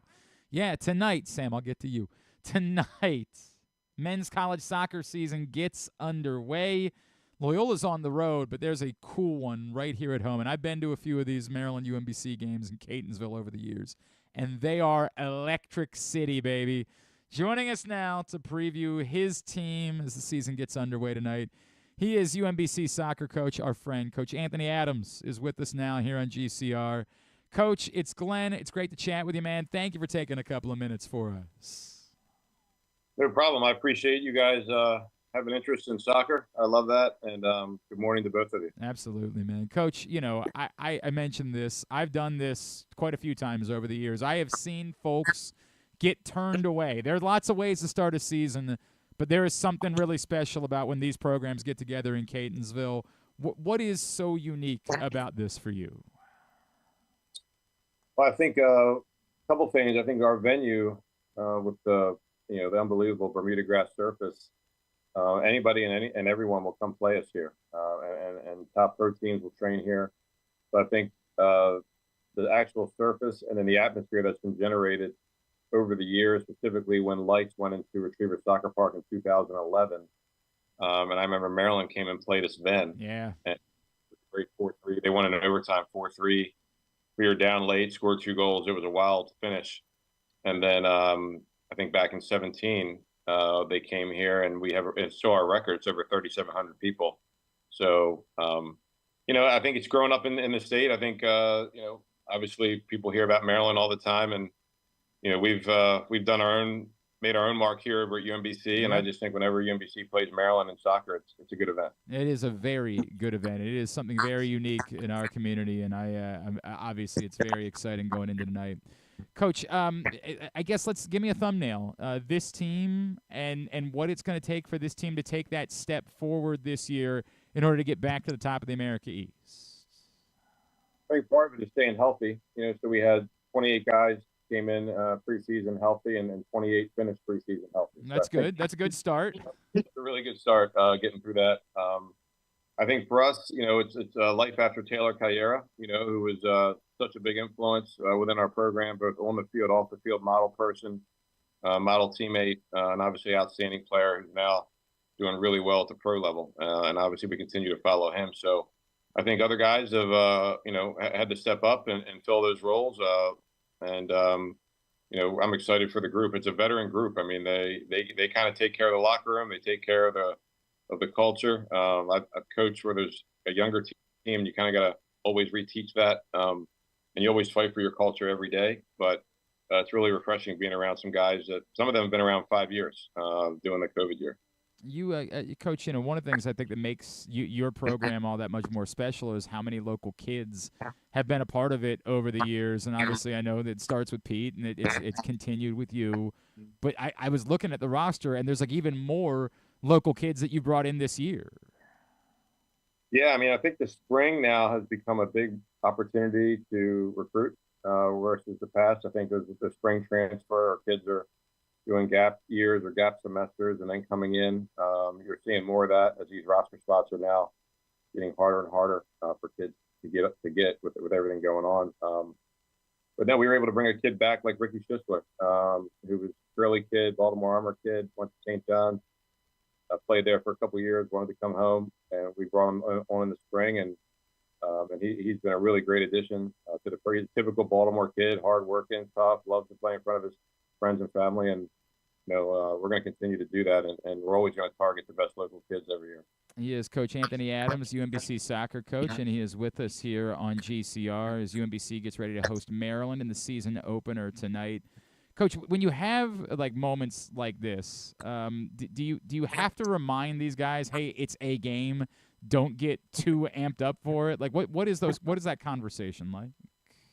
Yeah, we've had those conversations. Some teams in the past that were more mature, like 10 years ago, our 14 group started the season at Maryland. I think we played a 0-0 draw, and then that team went on to play in the NCAA tournament, and then played Maryland again later. And that was a team that obviously made a run all the way to the Final Four. But I think they did a good job of not making that their season. And I think that's kind of been my message. And I think we're good with that. We have a veteran group of guys, but I just said UMBC or Maryland are not making the NCAA tournament tonight. So it's one of 17 games on our schedule. It's an exciting game. It's an exciting home game. I give Sasha a lot of credit. There are some coaches that won't leave their home unless they have to for an away conference game, and he's always helped in trying to grow the game. And I appreciate him, doing home and homes with us for sure. Coach, for you, right? Like, you've been there a long time, but obviously things changed last year as you took over as head coach. What did you learn from that first season as head coach that maybe you didn't even know about the job despite how many years you were on the staff and working with Pete? I think it was more, and I knew about it, but until you're sitting in the seat, you don't really feel it because you're shielded. It's just there's so many people that want your time. You know what I mean? And I think, obviously you want to be in position to focus on your players and your team as much as you can, but there's just so many different areas that kind of demand your time, like this right now. You know what I mean? Mm-hmm. This is my part of my duties is to help promote the program, promote the game, right? Where, this would have been Pete a couple years ago, and I'd have been in my office, doing more stuff. Right, and making sure you knew Maryland, making sure you knew everything you needed to know. I completely understand that. How much has it meant to you? What does it mean to you to be the head coach at UMBC? I mean, it means everything. I mean, I've been here since I was 17 years old, so I don't know any other school. And obviously, I've watched the school continue to grow academically, athletically. And I think for me, it's always been the promise and potential of UMBC, and I think every sport here has had a run at some point that was pretty cool. I just have a lot of pride in this place as a former student athlete and alum and current coach. We were talking about the team a minute ago. I guess I'd be remiss to add. Is Tormo Lopez, is that your goalie going into the season? Yes. Tell me a little bit. I know he got to play a year ago. Like, walk me through, because I know he's not like the biggest kid in the world, but why do you have such faith in him? I mean, he's technically really sound. He's great with his feet as well. He's got experience, so he doesn't really get rattled. I think the way the game's played now, as opposed to when I played, is the goalkeepers are a really big part of the attack, with their feet. Yep. I mean, he's just kind of got this calm demeanor about him. And but I will say, we brought in two freshmen that have both done really well. One kid's from Canada, and the other kid's a local kid from Baltimore Armor, and they've both done really well. And I think and Emmy and those two, it's a pretty good group of goalies we have right now. And then I know there's some rules changes this year in college soccer, and VAR comes to the sport for the first time, and some substitution changes. specifically the VAR, like how impactful do you think that's going to be? How happy are you that that's an option in the sport at this point? I think it's a great option. I think, unfortunately, we're not able to do that at the park at the moment. Oh, okay. All right. And we're hoping in the future to be able to have the technology to do that and the setup. But, it's one of those things. If you have it, you can use it. If you don't, then it's not going to be a factor in the game. And we did a scrimmage the other day. The other team actually wanted to have one of our goals reviewed, which ended up being a good goal. But that was my first experience with it. I think the substitution rules with the 6 moments now, not including halftime. I think I'm hoping it's going to help settle the game down. I think the last 30 minutes of games has been pretty crazy over the years. Very frantic and with all the reentry. I mean, you could not start a guy in the second half. You could go in for 10 minutes, come off, and then go back in fresh. Yep. Or if you watch like a game on TV, at some point the game does settle a little bit and it becomes more soccer than more maybe just up and down. So now the tough part is, I think, once you come out in the second half, you're done for the match. Right. There's got to be some strategy there, depending on how the game's going, the flow of the game, on what decisions are made there. So I think a lot of coaches are going to learn a lot the first few weeks. I've coached my daughter's team in this league, and they had 5 moments game. So I'm kind of used to it from that standpoint. Right. I do have a little experience, and I'll thank my daughter's soccer team for that. That turns out to be really helpful. That is really cool, man. Tonight at Retriever Soccer Park, Maryland and UMBC, 7 o'clock. It gets underway. And I think I saw there's like a sibling thing going on tonight, right? Like with Carl and Kenny. Yes, yeah, it's pretty cool. And I think I'd mentioned in the article. I think it's more rare now because of the fight for these roster spots with the portal and the international player and the transfer player, and it's just tougher. And now there's rumors of potential roster limits, in the future. So I think for that to happen now is pretty cool. And it's such a high character family. Like both those kids are great kids. They have a great relationship. Their parents are awesome. They're just a great family. So I couldn't be happier for both of them. No, it's a cool thing. So Carl and Kenny Quisters, Carl plays for UMBC. Kenny plays for Maryland. And you can go to there's a story about him at PressBoxOnline.com. And I feel like you get a rally around Carl tonight. Like this one's we got to make this like a blood feud type of thing tonight, right? Yeah, I think they've been cagey with each other, like kind of like telling each other how they played in their scrimmages and all that stuff. So it's been a little healthy, competitive. That's great. And the parents are. I think they might have ordered some special shirts tonight. The half and half. I love that. Obviously, they're going to both games. You know what I mean? So it's pretty interesting spot for the parents in terms of like the preseason matches. So I was joking with the father the other day, and he goes, "Oh no, I said, what color are you going to wear on Thursday?" And he's like, "Oh, we got some special. I think they might get some special where it's split down the middle." Yeah, the Travis Kelce's mom, the Kelce mom, the jersey where you have a little bit of both on. I dig that. That's very cool, and that'd be a great subplot tonight. Coach Anthony Adams, wishing you and the team best of luck this season. I know it's going to be a special night tonight, and I know also you got some great celebrations coming up this year. You mentioned, obviously, the 2014 team. It'll be great to celebrate them later on in the season as well. Thanks for spending a couple of minutes with us this morning, and let's do it again as the season goes along, all right? I also want to add, Glenn, if I could, that the 99 team, I don't know if you remember that group. Yeah. A bunch of good local guys that play pro. They're celebrating 25 years as well this year. It'll be pretty cool. It'll be a special year. Coach, thank you for taking the time for us. Really appreciate it. Coach Anthony Adams, UMBC soccer coach, getting ready as the season gets underway tonight. And it will be an electric atmosphere. It will be a very special. I can only say it so many ways. You want to be a well-rounded Baltimore sports person? Experience this. Watch people get turned away. I mean, I get there early. I think the only good news tonight is I don't know that all the students have moved in yet. So there might be like a little more space than there usually would be for a Maryland UMBC soccer match. So you might get lucky on that one. Like if the entire student body is there, forget it. There might be a little bit more space tonight than there typically is. Appreciate Coach Anthony Adams hopping on with us this morning. Still have lots to do today. Just realized, like, this has been a day, man. And I haven't even talked about, I wrote something on Facebook this morning, and Rob and Jeremy decided they wanted us to talk about it on their show tomorrow. Drew reminding me yesterday that it was 10 years ago today that the old radio station died. And it's funny because, like, whenever Drew talks about it, he always talks about, like, him. And I'm like, that part of it was very small. And as I've said a million times, like, it was a very good day for me. I was in a bit of hell. But it was just kind of comfortable, and I didn't do anything about it, and I just continued to go to work every day. The me part of it is very small because, again, it was a rescue for me. The part where I have sadness is that was a really unique radio station. One with warts, but really unique.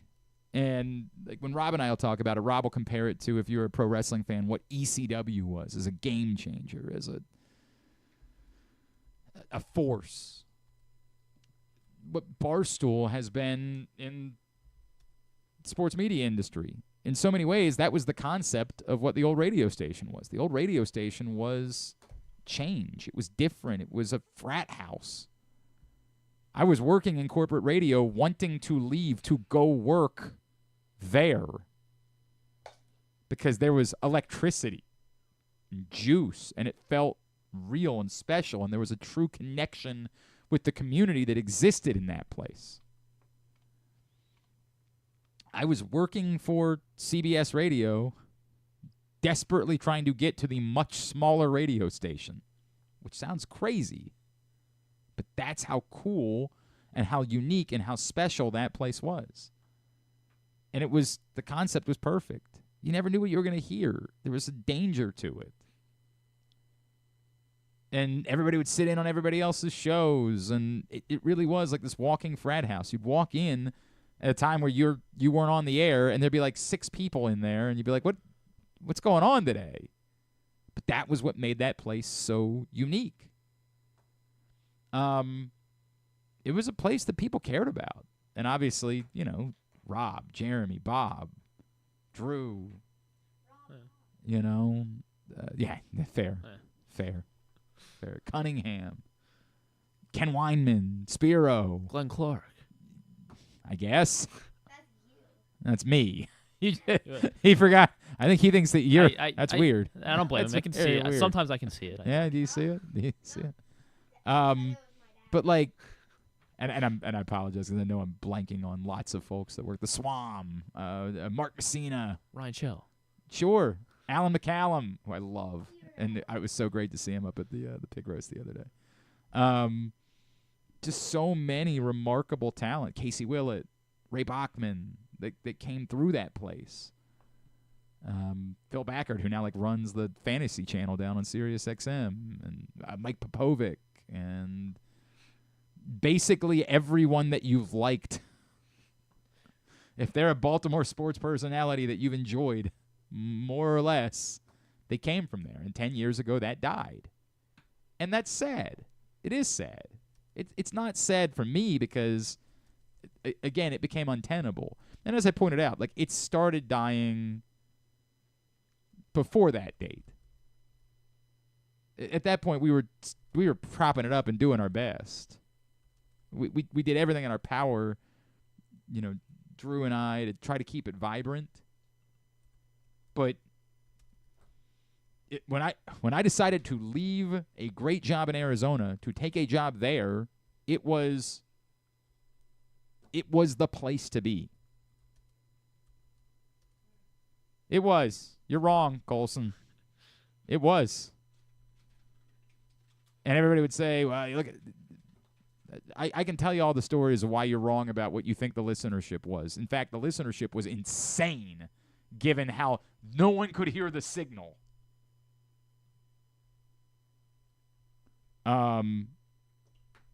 So it's a bummer. It's a bummer thinking back on that, and the way that people think back on a lot of things. They're like, if you weren't there, you don't know. It was that special. And Rob and Jeremy and I are going to do a think about it tomorrow morning, and I'm not.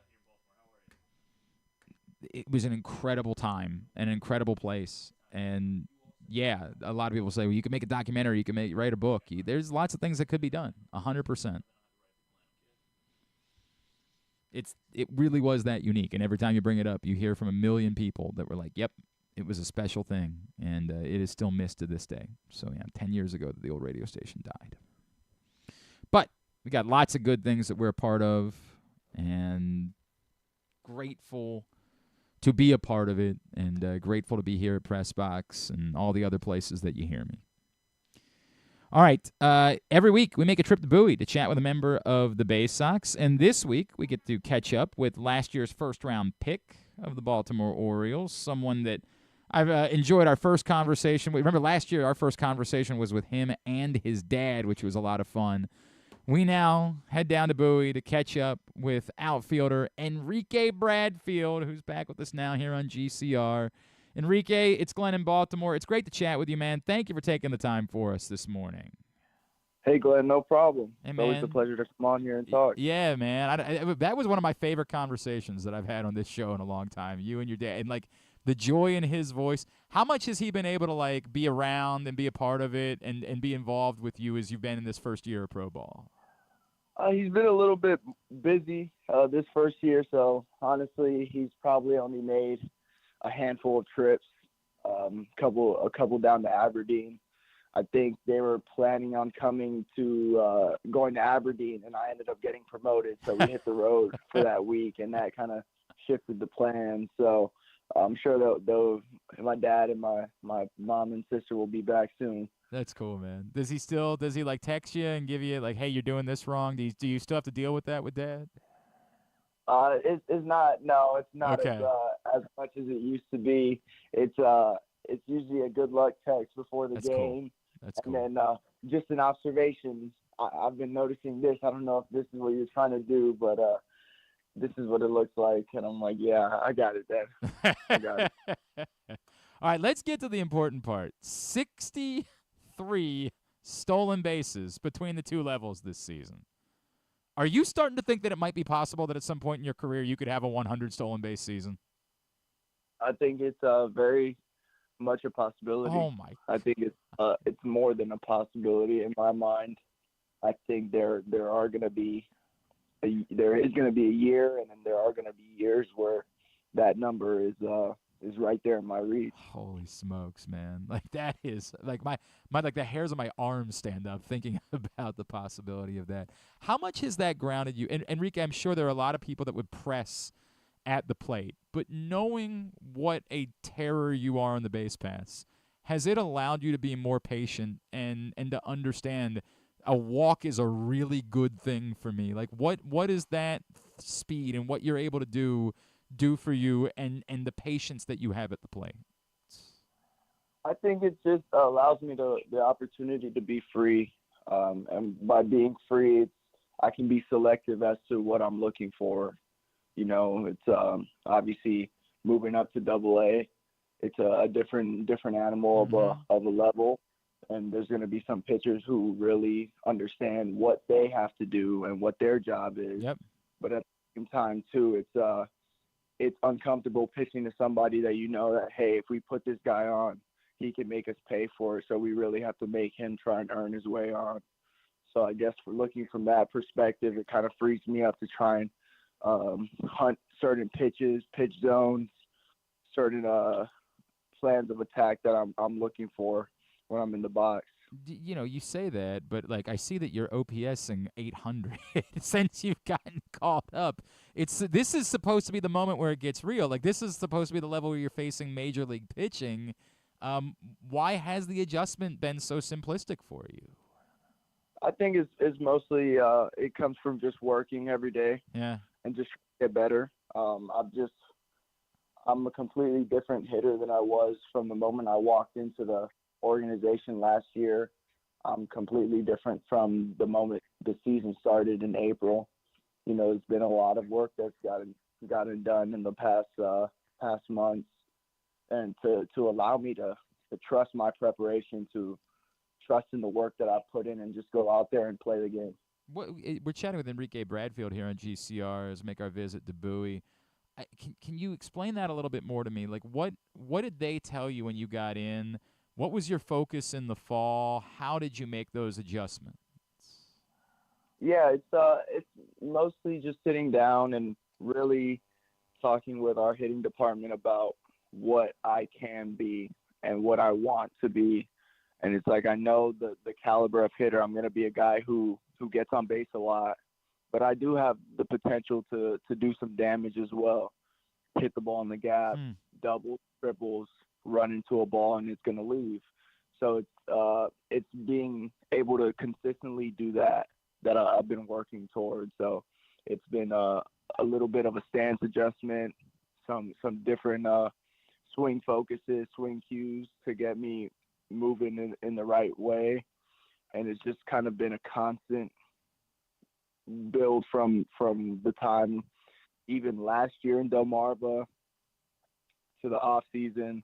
It's just been a constant evolution, and I'm excited for what it can look like in the next year. Is there? I know this is going to sound like the dumbest question of all time, Enrique, but is there any small part of you that, like, when you do hit a home run, that you're like, damn, now I can't steal any bases around this time?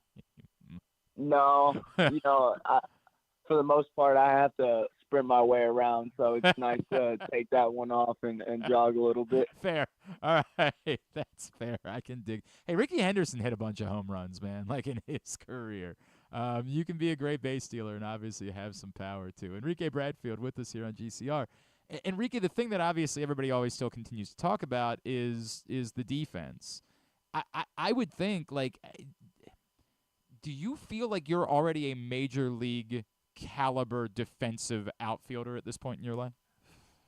In my mind, 100%. Yeah. That's without a doubt. Whether other people think that, I'm not sure, and I guess you'd have to ask other people, but in my mind, I am that MLB caliber defensive outfielder already. No, I can promise you there are plenty of people that share that opinion. You are not alone in that. You mentioned obviously getting the call up, and it's not the big one, but it is. Everybody always talks about how significant high A to double A is in someone's career. How comfortable were you with, because it really was just after the 1 year mark, that the work that you put in, the progress that you've made, how good do you feel about, hey, if that was what I did in year one, I am exactly on the track that I want to be at? Yeah, to be honest, the feeling is mostly it's like, if I knew what I know right now at the beginning of the year, it's like, what could my year have looked like? But it's like, I know it now. So what's stopping me from continuing on and turning this into next year and running with it and just going out there and being free and playing some good baseball? So it's like you constantly are learning different things, and some of them take months to figure out. Some might take a week. And it's like you just have these moments where you're probably not really expecting much, and something happens and you're like, that's interesting. Let me see how this feels. And that feeling might be something that could change something in your swing, and then you end up going out there and having some success, and it's like, okay, that worked for me. So it's been a lot of moments like that, just small moments that I'm able to piece together and kind of put together a bigger picture with. That's cool, man. We were talking to Tavian last week, and he was telling us about the relationship that you guys have kind of developed as you've come up together and you were draft picks together. Can you tell me a little bit of, like, what that's been like, connecting with him and you guys having some similarities as ball players and getting to know each other, and maybe some of the competition that comes along with that? And maybe who are some of the other guys that you've connected with during your time, the most connected with during this year that you've been in the system? Yeah, Tavian's been awesome. We've lived together the entire year on the road in Aberdeen. Now in Bowie, we share an apartment together. So just having him around, it's constantly good. It's good to have people that you really trust around you. We sit down, we talk about baseball, we talk about how our games are developing, what's changing for us. So it's very exciting to have one of your best friends here with you. And we started in Delmarva, we went to Aberdeen together, and now we're in Bowie. And I know we won't probably ever move at the same pace again, but who knows? But it's also just it's really nice to have some of your best friends. Reed Trimble's another guy who I've spent a lot of time with this year, and he joined us up here in Bowie. And getting to play alongside Reed has been good. You know, he's somebody who has seen a lot of baseball. He's experienced a lot in his professional career. So just being able to have different perspectives around is amazing. You're never far from learning. You can always choose to learn something from another player, another individual. So it's nice to have those guys around. What about reconnecting with Pat Riley these last couple of weeks? It's been really fun. It's been really fun to see his growth, you know, from the moment that we walked in there into Vanderbilt as freshmen to seeing what he is right now. I'm incredibly proud of Pat. I'm incredibly happy to be his friend, to have been his teammate at Vanderbilt, to be his teammate now. So I'm very excited for what he can do and what I know he will do in a Baltimore Orioles jersey. Enrique, are you a talker on the field? Like, do you jaw with guys? Are you like, do you like to pimp things? Like, you're such a, you know, I'm trying to come up with the right word for it. You're so kind of reserved isn't the right word because you're a great talker, right? But like you're not demonstrative when we chat with you. Are you demonstrative on the baseball field? I think at certain points I am. Yeah. Do you at certain points I am? Do you know where that came from? Like, is it part of the joy? It's one of my favorite things now about baseball, right? Is that we're allowed to have a personality. Like when I'm 40, Enrique, so like when I was growing up, you know, you were supposed to be quiet and the whole thing. And one of my favorite things is like I hate Orioles fans hate Jose Bautista, man, but like watching him flip that bat after he hit that home run in the playoffs a few years ago, you were like, dude, I have been waiting for this. Like we need this in this sport. Is that something that's always come natural to you, like the personality side of it? Yeah, you know, for the most part, I feel like most of the time, especially now that I've kind of matured and I'm developing and understanding as I move up levels how to act in the environment, how to be a good teammate.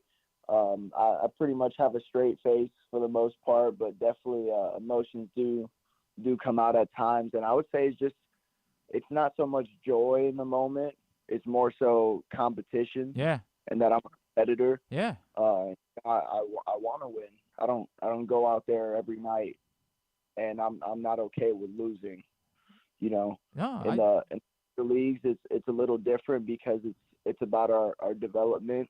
So you have to be okay with it to a certain degree, but at the same time, we're baseball players and we've done this our entire life and we want to win. So it's like in those moments, emotions come out because I'm just competitive. I love that. Dude, we are, you know, in Baltimore, we're like unabashed Angel Reese fans, right? Because she's one of ours. And like when when somebody would like knock her, I'd be like, dude, what? She's a competitor. Like, that's what I want. I want to see everyone. My God, imagine if everybody was boring. It just didn't care. Like, I want to see that so badly. So I love that, man. I dig that a whole lot. All right, I want to remind everybody the Baysox are home this weekend, and there's a lot of great events coming up. Tomorrow night, Sneaker Dome night with a specialty sneaker showcase on the concourse, plus a drinkware giveaway. On Friday night, there's a mystery hat giveaway, and they're playing as the Bowie Pit Beef, which I love. I actually desperately want one of those jerseys if we can figure out a way to make that happen. There's a mystery shirt giveaway on Sunday, a great weekend to get down to Bowie. And you can check it all out at baysox.com in order to get your tickets for all of this weekend's events down there. Let me project this one more time, Enrique, before I let you go. 1 year from now, you will be happy with how things are going if you're where 1 year from today. You know, I don't necessarily like putting a time mark or a time period for me to achieve a certain thing, but I feel like one year from now I'd be happy if I was in Norfolk or the big leagues. Yeah. No, I appreciate I feel that. like that's something that's realistic, and you shoot for the stars. You might miss and maybe hit the moon or something. I don't know. Imagine next year helping a team try to win a World Series. We like the sounds of that. Enrique Bradfield, man, it's a joy to watch you play and continue to see all of the success that you're having. I want to remind everybody, it's at eBradfield20 on Twitter, correct? Yes. And what about on Instagram? On Instagram, it's just at Enrique Bradfield. At Enrique Bradfield. Dude, I am counting down the days to us putting, I'm imagining in Baltimore a couple years from now having big numbers on the warehouse counting stolen bases to a 100 countdown for the season. I can't wait. It really does. The feeling of that is electric. Thank you for taking the time for us as always, man. Really appreciate you hopping on and doing this with us this morning. No, thank you. I appreciate it. Enrique Bradfield with us on GCR. Could you imagine? Could you imagine? That dude being in the bigs, being in Baltimore and threatening a 100 stolen base season, and how bonkers that would be. Oh, man, that would be cool. That would be so cool. What do you want to say, Sammy? My 7-year-old has been itching. He feels like it was an M&M situation earlier. He only got one shot and he vomited down his spaghetti, the whole thing. So now he's like, can I have another chance to say something? What do you have? Did you prepare something? No. No, did not prepare anything. I don't know. I'm going to say. Nice. What should I say? What do you think? Do you think the Ravens are going to be good this year? You Yeah. excited about the Ravens? Yeah. But you didn't want to go to the game when I offered you the tickets 2 weeks ago. Well, I did want to stay home. Yeah. Well, That's I did want to stay home. This is what I deal with. And Graham said Gunnar Henderson wasn't hitting home runs mostly. It's been a tough couple of weeks. We need a few more home runs from Gunnar Henderson. That is a good point. Hit a few last week, And but he's got that going for him. And the Nintendo died. So Sam's not necessarily he likes sports, but not quite as much as his brother does. His brother's he's our chef. Sam is the chef in our family. What's your favorite thing What to do you cook? love to cook, Yeah. Sam? What do you like cooking the most? You know. Tell me. Spaghetti. You love making spaghetti. We love so making. Got to talk into the microphone, buddy.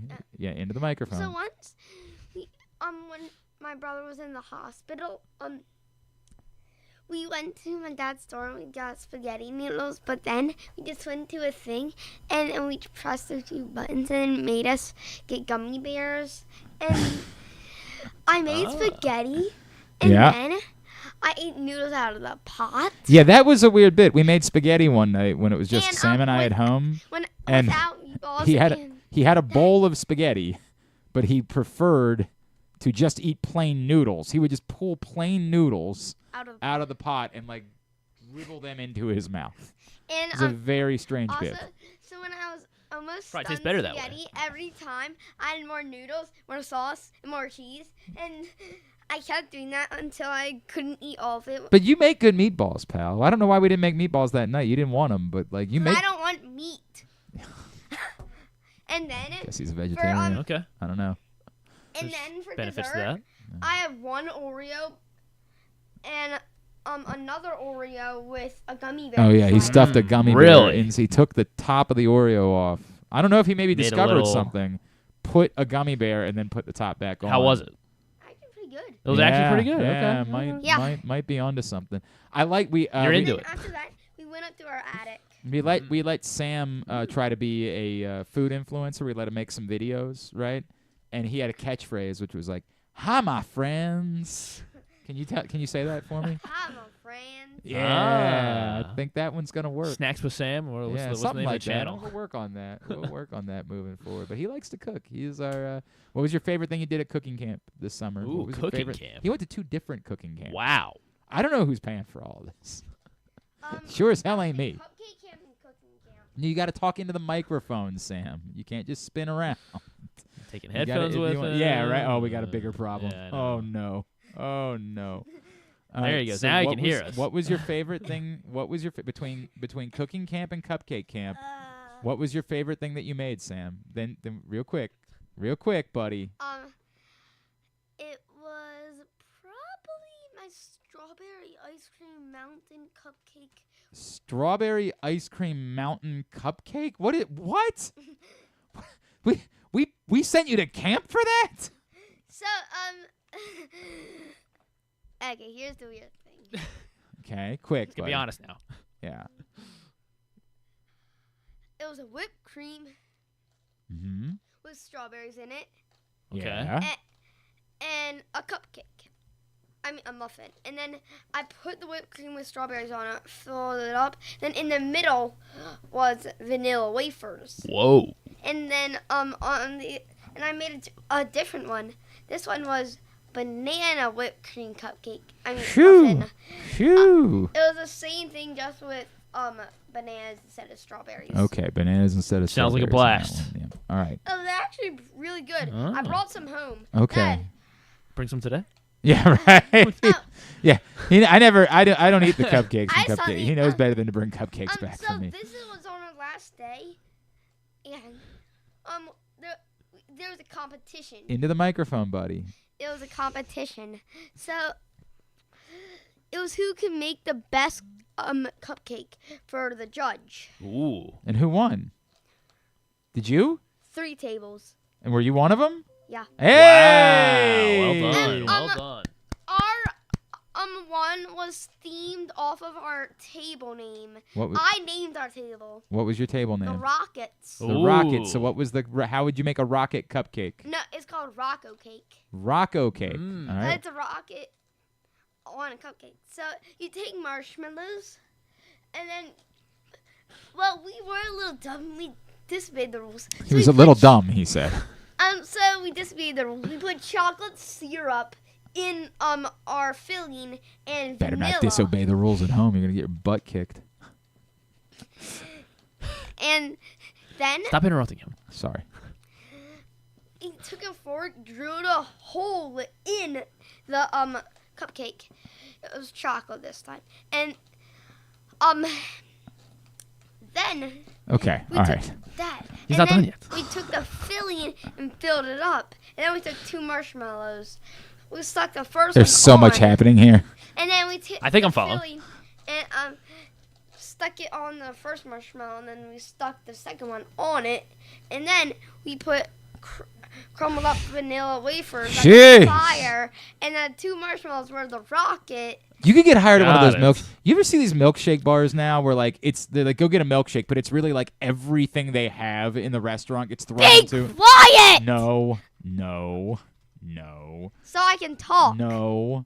Please. Like you get like an entire candy Please, shop. with cheese. Stop. We're gonna make you go back in the other room, Sam. Oh man. Okay.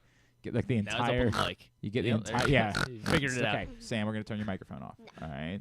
You need No. to Sam. Gotta stop, buddy. Figure out how the microphone Okay. works. Doy. Enough. I don't know. They call them milkshakes, but it's like literally an entire candy shop. And then you just look at it like, what even is that? Like they've got Twizzlers and marshmallows sticking out. You're just like, why? Why? gosh. Who would ever order something? Oh, like yeah, that? okay. That is You know way what I'm- Dad, that is way too sweet. Yes, it's way too. I agree. It's The way too Yard sweet. Milkshake Bar. I don't know if this is this nearby? What is There this? might be. I don't know. They have There's one milkshake. in Dad. Ellicott City. Dad, can Yeah. keep, I think. keep talking? Nobody. We gotta wrap. We gotta take a commercial break. We gotta do that. Do you want to say something? Do you have a sign off? You want to say goodbye, my friends? No. I would like it if you did that. The Crazy Mason Milkshake Bar. Can you say goodbye, my friends, for me, please? Sam. I can't keep talking Sam. about the cupcake. No, we can't keep talking about the cupcakes. We gotta. If you want lunch today, we gotta go. Say goodbye, my friends. Come on. Bye-bye, my friendly friends. Thank you. There you go. That's my 7-year-old. That's my pride and joy. Thank you, Sam. That's Sam. We'll come back in. We'll get a tidbit. I do not want to say that. Okay, we'll get a tidbit. We'll get tubular, and we'll hear from Jake Funk to wrap it up. Glenn Clark Radio. Hey, Birdland, head to Oriole Park at Camden Yards on Saturday, August 24th, as the Orioles take on the Houston Astros at 4:05. The first 25,000 fans 15 and over will receive an Orioles soccer jersey presented by Point Breeze Credit Union. This one-of-a-kind giveaway features the O's colors and a Maryland flag theme pattern. Be sure to get to the yard early to score the O's soccer jersey and enjoy a fun-filled evening of Orioles baseball. Buy your tickets today at Orioles.com/tickets. Escape to Ocean City, Maryland, and discover a place that just feels lighter, where every day feels like Saturday and French fries are a food group. where flip-flops are always in fashion and seafood is always in season, where the boardwalk is bustling and the beach is right outside your door, where you can rise with the tide and feel like a kid again. Ocean City, Maryland, somewhere to smile about. Book your trip at OCOcean.com. Whether your focus is luxury and comfort, convenience and technologically advanced connectivity, or sporty performance and aggressive styling, we've got the perfect Highlander for you. Check out buyatoyota.com for deals on new Highlanders from your local Toyota dealer today. We've all experienced it before, the fantasy football draft from hell. Your buddy says you can do it at his house, but he never asks his wife. She's screaming at him the whole time and forces you guys to sit outside in the unforgiving heat. Then everyone brings the exact same store-bought 7-layer dip, and somehow you accidentally draft someone named LeVar Jackson because your brain can't function in these circumstances. Don't cop out and just move your draft online this year. Let Sports and Social at Live Casino and Hotel handle everything for you. Book your draft party, complete with your choice of all-you-can-eat entrees, drinks, and custom draft kits for the whole league, plus a custom trophy for your champion and a $75 gift card for the commish. Visit PressBoxOnline.com/social. That's PressBoxOnline.com/social, and never have a fantasy draft from hell again. The drug scene in Maryland is changing. Fentanyl and xylazine are being added to street drugs, and you may not even know it. Xylazine is not even intended for humans, and fentanyl is an opioid 50 times stronger than heroin, and contributed to over 80% of overdose deaths in our state. Anyone who uses drugs, even occasionally, is at risk of overdose. To learn more, visit stopoverdose.maryland.gov or call or text 988. Frederick Keys baseball is back. With 30 more home games beginning on July 2nd, the Keys are excited to welcome you back to Nimeo Field at Harry Grove Stadium. We want to see you there. Countless promotions will be on display every game, with it ranging from Tap House Tuesdays to Firework Fridays and everything in between.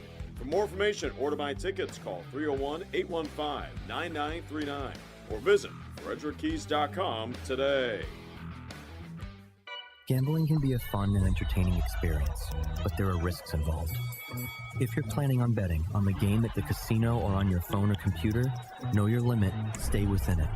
Set a budget and a time to stop. Remember, gambling isn't a financial solution, and it doesn't mix well with alcohol or drugs. Know the risks and have a plan before you begin gambling. For free and confidential services, call 1-800-GAMBLER 24/7 or go to helpmygamblingproblem.org. Driving in Maryland? Did you know an Easy Pass from DriveEasyMD.com can save you time and money? Of course you did, because you are a thrifty driver. An antenna reads your Easy Pass transponder and automatically deducts the toll from your Easy Pass account. There, you just saved money with Easy Pass, all without slowing or receiving a notice in the mail. Well done, thrifty driver, well done. Get your Easy Pass at DriveEasyMD.com. Contrary to what some people believe, I actually like this guy when he sleeps. Glenn Clark, talking sports. All right, winding down for a Thursday edition of the program. We're going to chat with Jake Funk before we get out of here today. If you haven't picked up the print issue of Press Box yet, do not waste any more time. Here, Sam, be my Press Box model for me. Show that to the camera, please. That camera right there. Hold that right up into the camera, okay? Don't get too close, but yeah, like right there. There you go. That's what it looks like. That's Kyle Hamilton on the cover. Great cover story from Bo Smolka, all about the Ravens' safety. Pick it up for free at your neighborhood Royal Farms, any of the hundreds of locations around town where you find Press Box. You can read it all at PressBoxOnline.com. Jahan Dotson traded to the Eagles, which is very weird. Like, I don't know what to make of that at all. I don't know why the Eagles. Yeah, I don't know why the Eagles are interested in Jahan Dotson. I mean, presumably from injury that we're like missing. That's the part that like you wonder about. Jahan Dotson traded to the Eagles. The trade is Jahan Dotson and a 5th-round pick to Philadelphia in exchange for a 3rd-round pick and 2 7th-round picks. Jeez, huh? I have no idea. It seems like a very weird trade to me. I have no clue what to make of it. Love you too, buddy, but we're not turning the mic back on. We got to wrap up the show. So yeah, that's there's some football news today that is confusing to me, but perhaps, as Griffin points out, there is something that we don't know about it, and we'll see if something comes out in the what. Well, yeah, it's just bizarre. In division, It's and weird. I do not understand.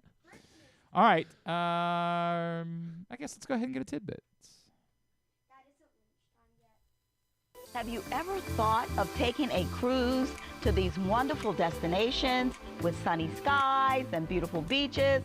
Well, wait no longer. We're ready for you to cruise from the Cruise Maryland Terminal. Have a little phrase that you can go from baggage to margarita in about 15 minutes. Choose fun with an array of destinations, onboard activities, entertainment, and world-class cuisine. Contact your travel agent and book your cruise today.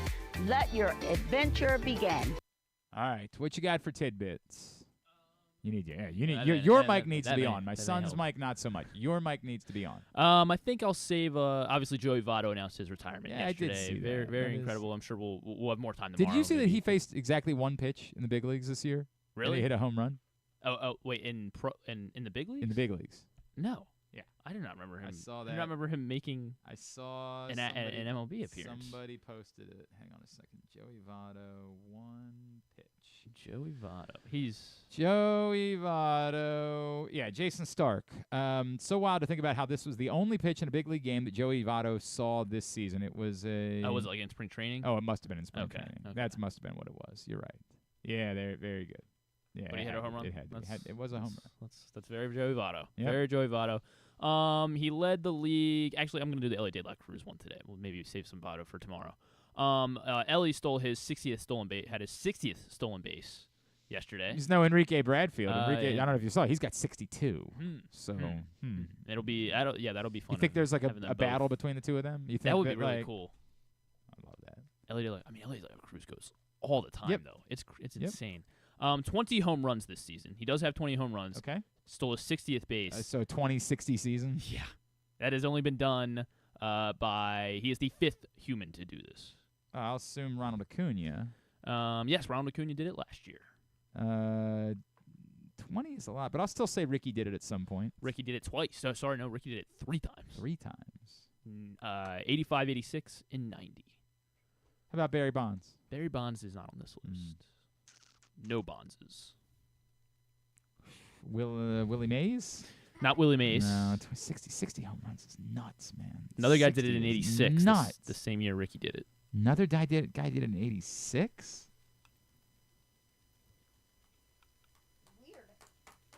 Darryl Strawberry. Not Darryl Strawberry. Eric Davis. Eric Davis did it in 1986. And the first fellow to accomplish this did it twice in both 73 and 76. 73 and 76. Pete Rose. Not Pete Rose. You got the team correct. Got the team correct. Seems like just Reds players just do this, apparently. That's before Barry Larkin. Joe Morgan? Joe Morgan did it twice in 73 and 76. Joe Morgan, Eric Davis, Ricky Henderson, Acuna, and now Ellie. How about that? Yeah. How about that? That is that's pretty good company. It is. Pretty good company to be in. All right. Very good. Let's get tubular. Place where tradition, family, and community gather. Where the aspirations of talented young competitors takes root. And where the crossroads of history, culture, and renewal come together. This spring, experience America's newest and most innovative ballpark, Meritus Park in Hagerstown, Maryland, home of the Atlantic League Flying Boxcars. Plan your getaway today. You're welcome in Hagerstown, Maryland.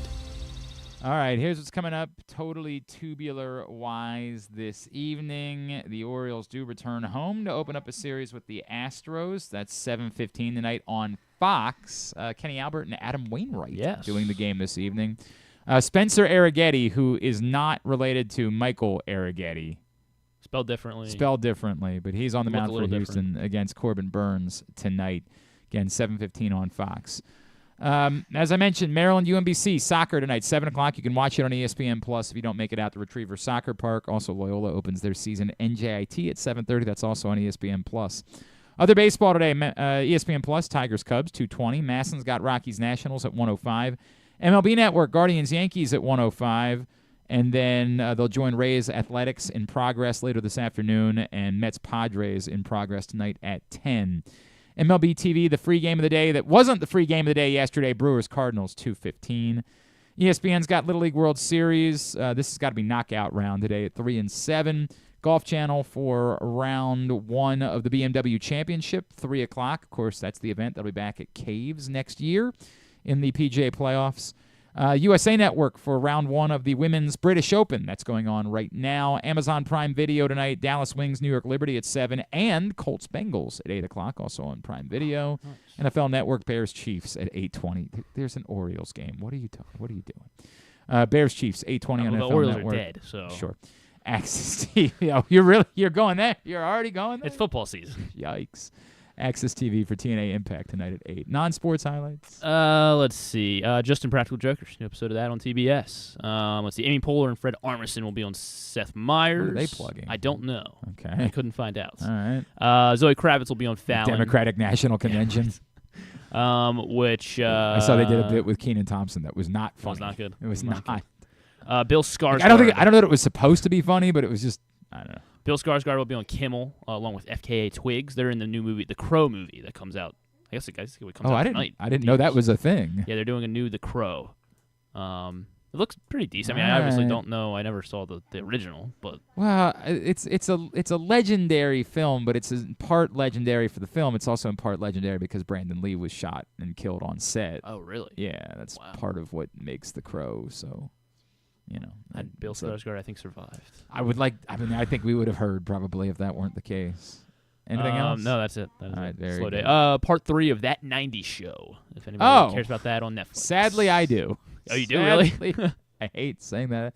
I told you, the most difficult thing that I've had to deal with is that when the JD Vance couch sex jokes were being made, I couldn't say it out loud, but it was a plot point in the most recent series of That 90s Show.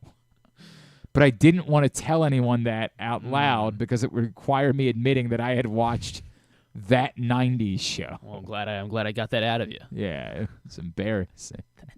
Very embarrassing. Is it bad? I mean, if you like it, to each their own. Just realized I said that with my son sitting right here. He now knows. Well, I don't think he's listening. He knows the shame of Dad having watched That 90s Show. The whole thing. So yeah, very embarrassing. You did? Very embarrassing. Oh my! All right. Dad, why? Hey, stop, Sam, stop. My fault. All right. Yeah, you did that. All right. Everything else, GlennClarkRadio.com. Thanks today to Buck Showalter. Thanks to Enrique Bradfield. Thanks to Anthony Adams from UMBC and to Jake Funk, who you're about to hear from. We'll get it all up in the greatest hits section of the... We go back? Oh, my God. It's So over. good. Yeah, that's a good point. I'm done with them. At GlennClarkRadio.com. We think Stan's joining us tomorrow. Mm-hmm. We're going to preview Towson football. Yes. They're a week out from starting the season. Pete Shinnick, their head coach, is going to join us. And then when some they got a quarterback battle at Towson. A local kid, Carlos Davis from Mervo, transferred in from UMass. And I don't remember the name of the kid that he's competing against.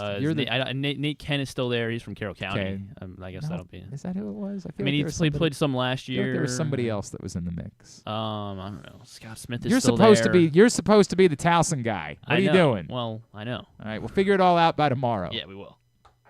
Anything else? Stuff and things. Definitely talk some baseball. All right. Thanks to everybody at PressBox, all of our great sponsors and partners, including the Maryland 5-Star, Live Casino and Hotel, Baltimore's Classic 5 golf courses. Visit Hagerstown in Washington County, Cruise, Maryland, Ocean City, Easy Pass, Royal Farms, Ed Block Courage Awards, HelpMyGamblingProblem.org, the Costas Inn, MSAA, the Baltimore Orioles, your local Toyota dealer, buyatoyota.com. Thanks to Griffin at Griffin_Bass. Follow us, Twitter, Instagram, and TikTok at Glenn Clark Radio. Hey, if you know anybody that's looking for a fall internship that's interested in getting into broadcasting, please have them hit me up. GlennClarkRadio@gmail.com. We've gone a couple more semesters not prioritizing interns than I'd like, and I realize that our TikTok is we got to get things rolling again. We need young people around. And Griffin doesn't know anything that young people know, so I got to get a different young person to help me out. And Sam's a little too young. I need somebody in between Sam and Griffin. That's the sweet spot, right in between the two. Yeah, technically, your older brother would be, but I think he needs to go to school this fall. I don't think he's ready for an internship. So, well, you never know. Yeah, I mean, who knows? Could give him a shot. Could be a savant. It could be the next Grant Paulson. All right, so yeah, hit me up, glennclarkradio@gmail.com. Have a great Thursday night. Go Birds. Duke sucks. Sam, do you want to say the thing? Bye, my friendly friends. There you go. We wrap up today's show. Here's Jake Funk. He's getting ready for trying to make the team in Detroit. We've been making trips around the various NFL training camps this summer to catch up with some folks that we know well, and this is a guy that we've always enjoyed chatting with over the years. It's bittersweet because we actually got to have him in Baltimore last year, which was so cool. But now he's out in Detroit with the Lions. He is, of course, former Terp and the man who, ran for 7 touchdowns once at M&T Bank Stadium with Damascus. He's Jake Funk, and he's back with us now on GCR. Jake, what's going on, brother? How are you? Good. Cannot complain. Man, appreciate you having me on. Glenn. It's always good to talk to you, dude. I am. It hurts me because that was so. I hope you know how much it meant to me to have you in Baltimore for a minute last year. It was like my favorite thing ever. So it pains me that it didn't get to stay that way. Jake, I remember when we talked then. Like you were really open about being able to keep doing this and everything you've been through and the constant grind. And here you are in another new place this season. How do you keep the mindset of like loving it and being willing to do the work necessary at this point in order to just continue your career? I mean, it's definitely a mental toll, for sure. I mean, I would say that, bouncing around, especially last year. But I mean, every year is a fresh year, and that's how I kind of look at it. Every year, that you're able to be in an NFL training camp, it's another opportunity to show an organization what you can bring to the table.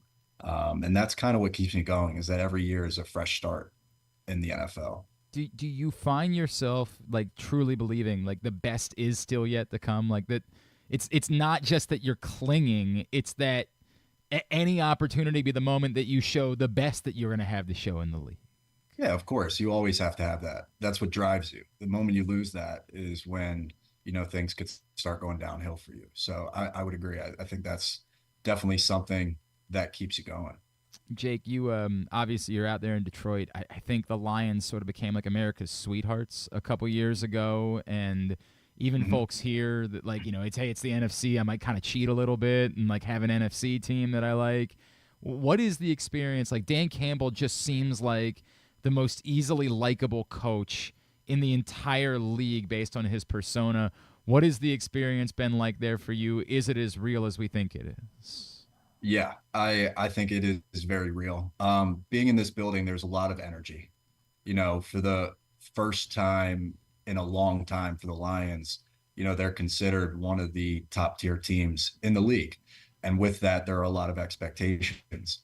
And I think every single day in this building, those expectations are brought in and everybody's bought into them. And there's a goal within this organization is to win the Super Bowl. And every single day, it's the expectation that we're coming in and we're competing for a Super Bowl every single day. He is Jake Funk. He's now with the Detroit Lions. He's with us here on GCR.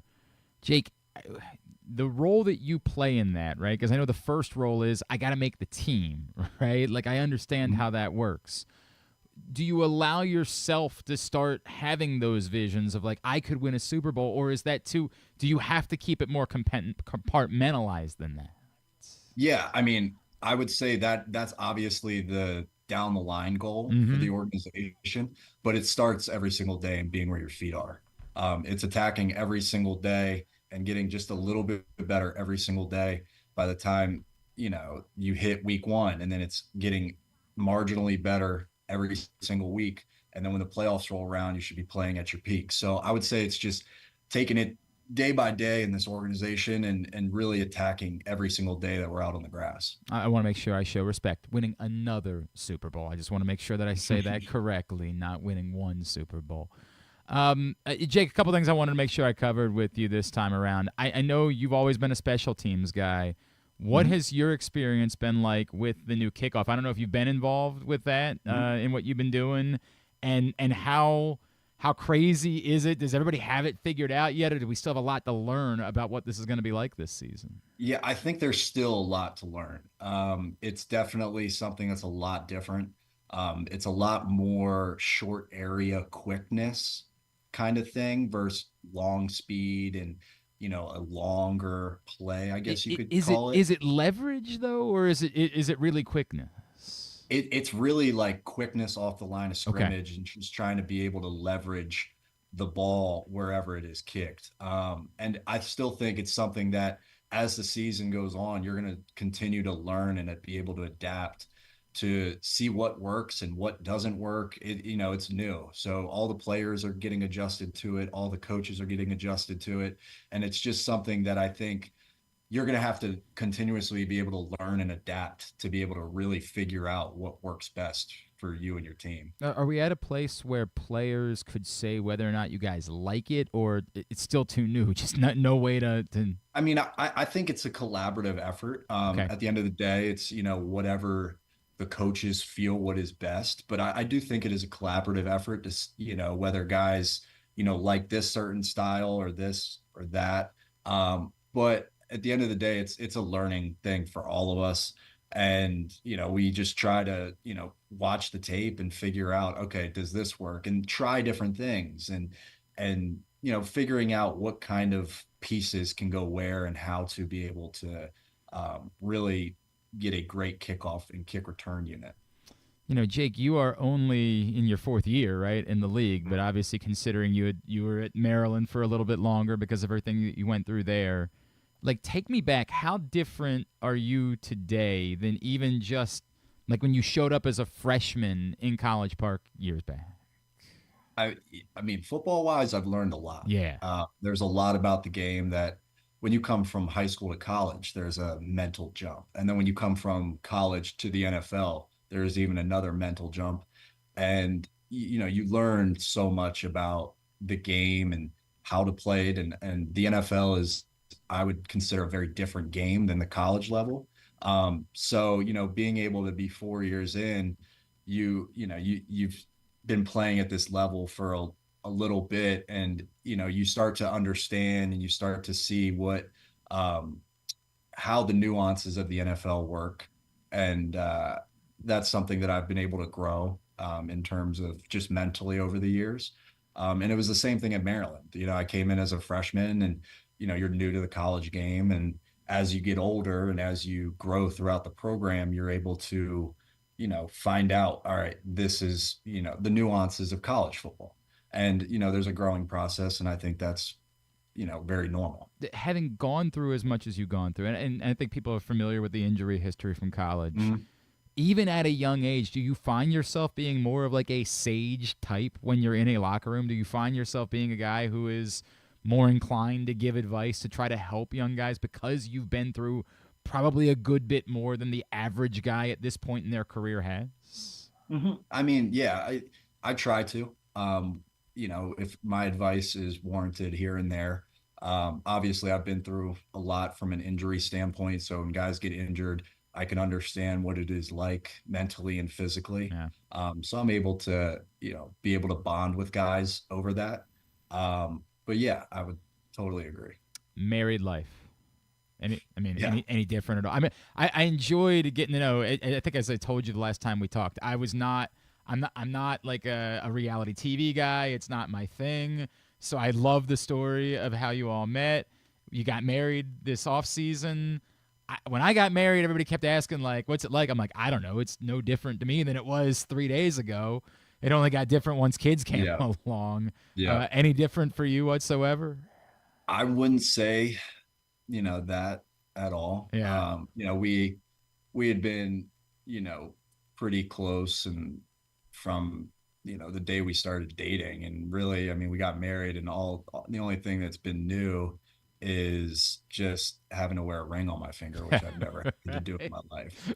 So getting used to that. Dude, was when I tell you that I told my then fiance, my now wife for 10 years, I would be more inclined to get a tattoo of a ring on my finger. I'm like, this is not about me trying to lie about being married. I will tattoo on my finger, I'm married, so that like everyone knows. it's just so foreign to me, the concept of wearing a ring. Now, obviously, 10 years in, I feel quite different about it. But at the time, I'm like, this is crazy to me, the idea of wearing a ring every day. Yeah. So I went with the old rubber one. Nice. Just because it was a little bit more comfortable for day-to-day use. Obviously, I have another ring that I wore for our actual wedding day, but for day-to-day use, I just go with the rubber one. The attention that has come, like the paparazzi coverage, like, is that, how weird has that been for you? Like, did you get used to it at some point? Is it still weird to you? I mean, it's not. I've gotten used to it over the years. All right. At first, it was a little different, but with that, I knew that going into getting into a relationship with Hannah, with that that kind of stuff could come up. But over the years, I don't really I'm kind of used to it at this point. Do you have a preference for who Maryland starts a quarterback against UConn in 2 weeks? I really don't. Okay. I just hope they put the best player out on the field. I understand that feeling. I know we've talked a lot about like the last couple of years and the direction and the progress, and it does feel like it makes a difference that they don't have to go up against like Ohio State and Michigan and Penn State in the same division moving forward. Like it feels like there could be a real chance to take a step towards, I don't want to go crazy and say like winning the Big Ten, but like something even more significant in the coming years. Yeah, and from what I've heard, the defense has been great throughout training camp, and the D line, they're like freaks, man. Like they are. Yeah, from what I've heard, and it's a very different team than I guess a lot of Maryland teams have been in the past, which have been very offensive dominated. Yep. So, and then obviously figuring out who the quarterback is, that's going to be a big piece, and about how the team and the direction of the team. But obviously I'm excited. I'm excited to see what Coach Locks and all of them dial up for the year, and excited to root on the Terps. We're excited for you, man. Again, bummed that it's not. Man, I would have been so great for us if it stayed in Baltimore forever. But wherever you're going to be, as long as it's not Pittsburgh, like you just understand, as long as it's not that, we are rooting for you, and we will forever be happy for you and hoping you find success, man. At JakeFunk34 on Twitter. Remind me where it is on Instagram. Same thing. At JakeFunk34. Jake, go out there, make us proud, continue to make us proud. Always appreciate taking the time for us. Thanks so much. Appreciate you, Glenn.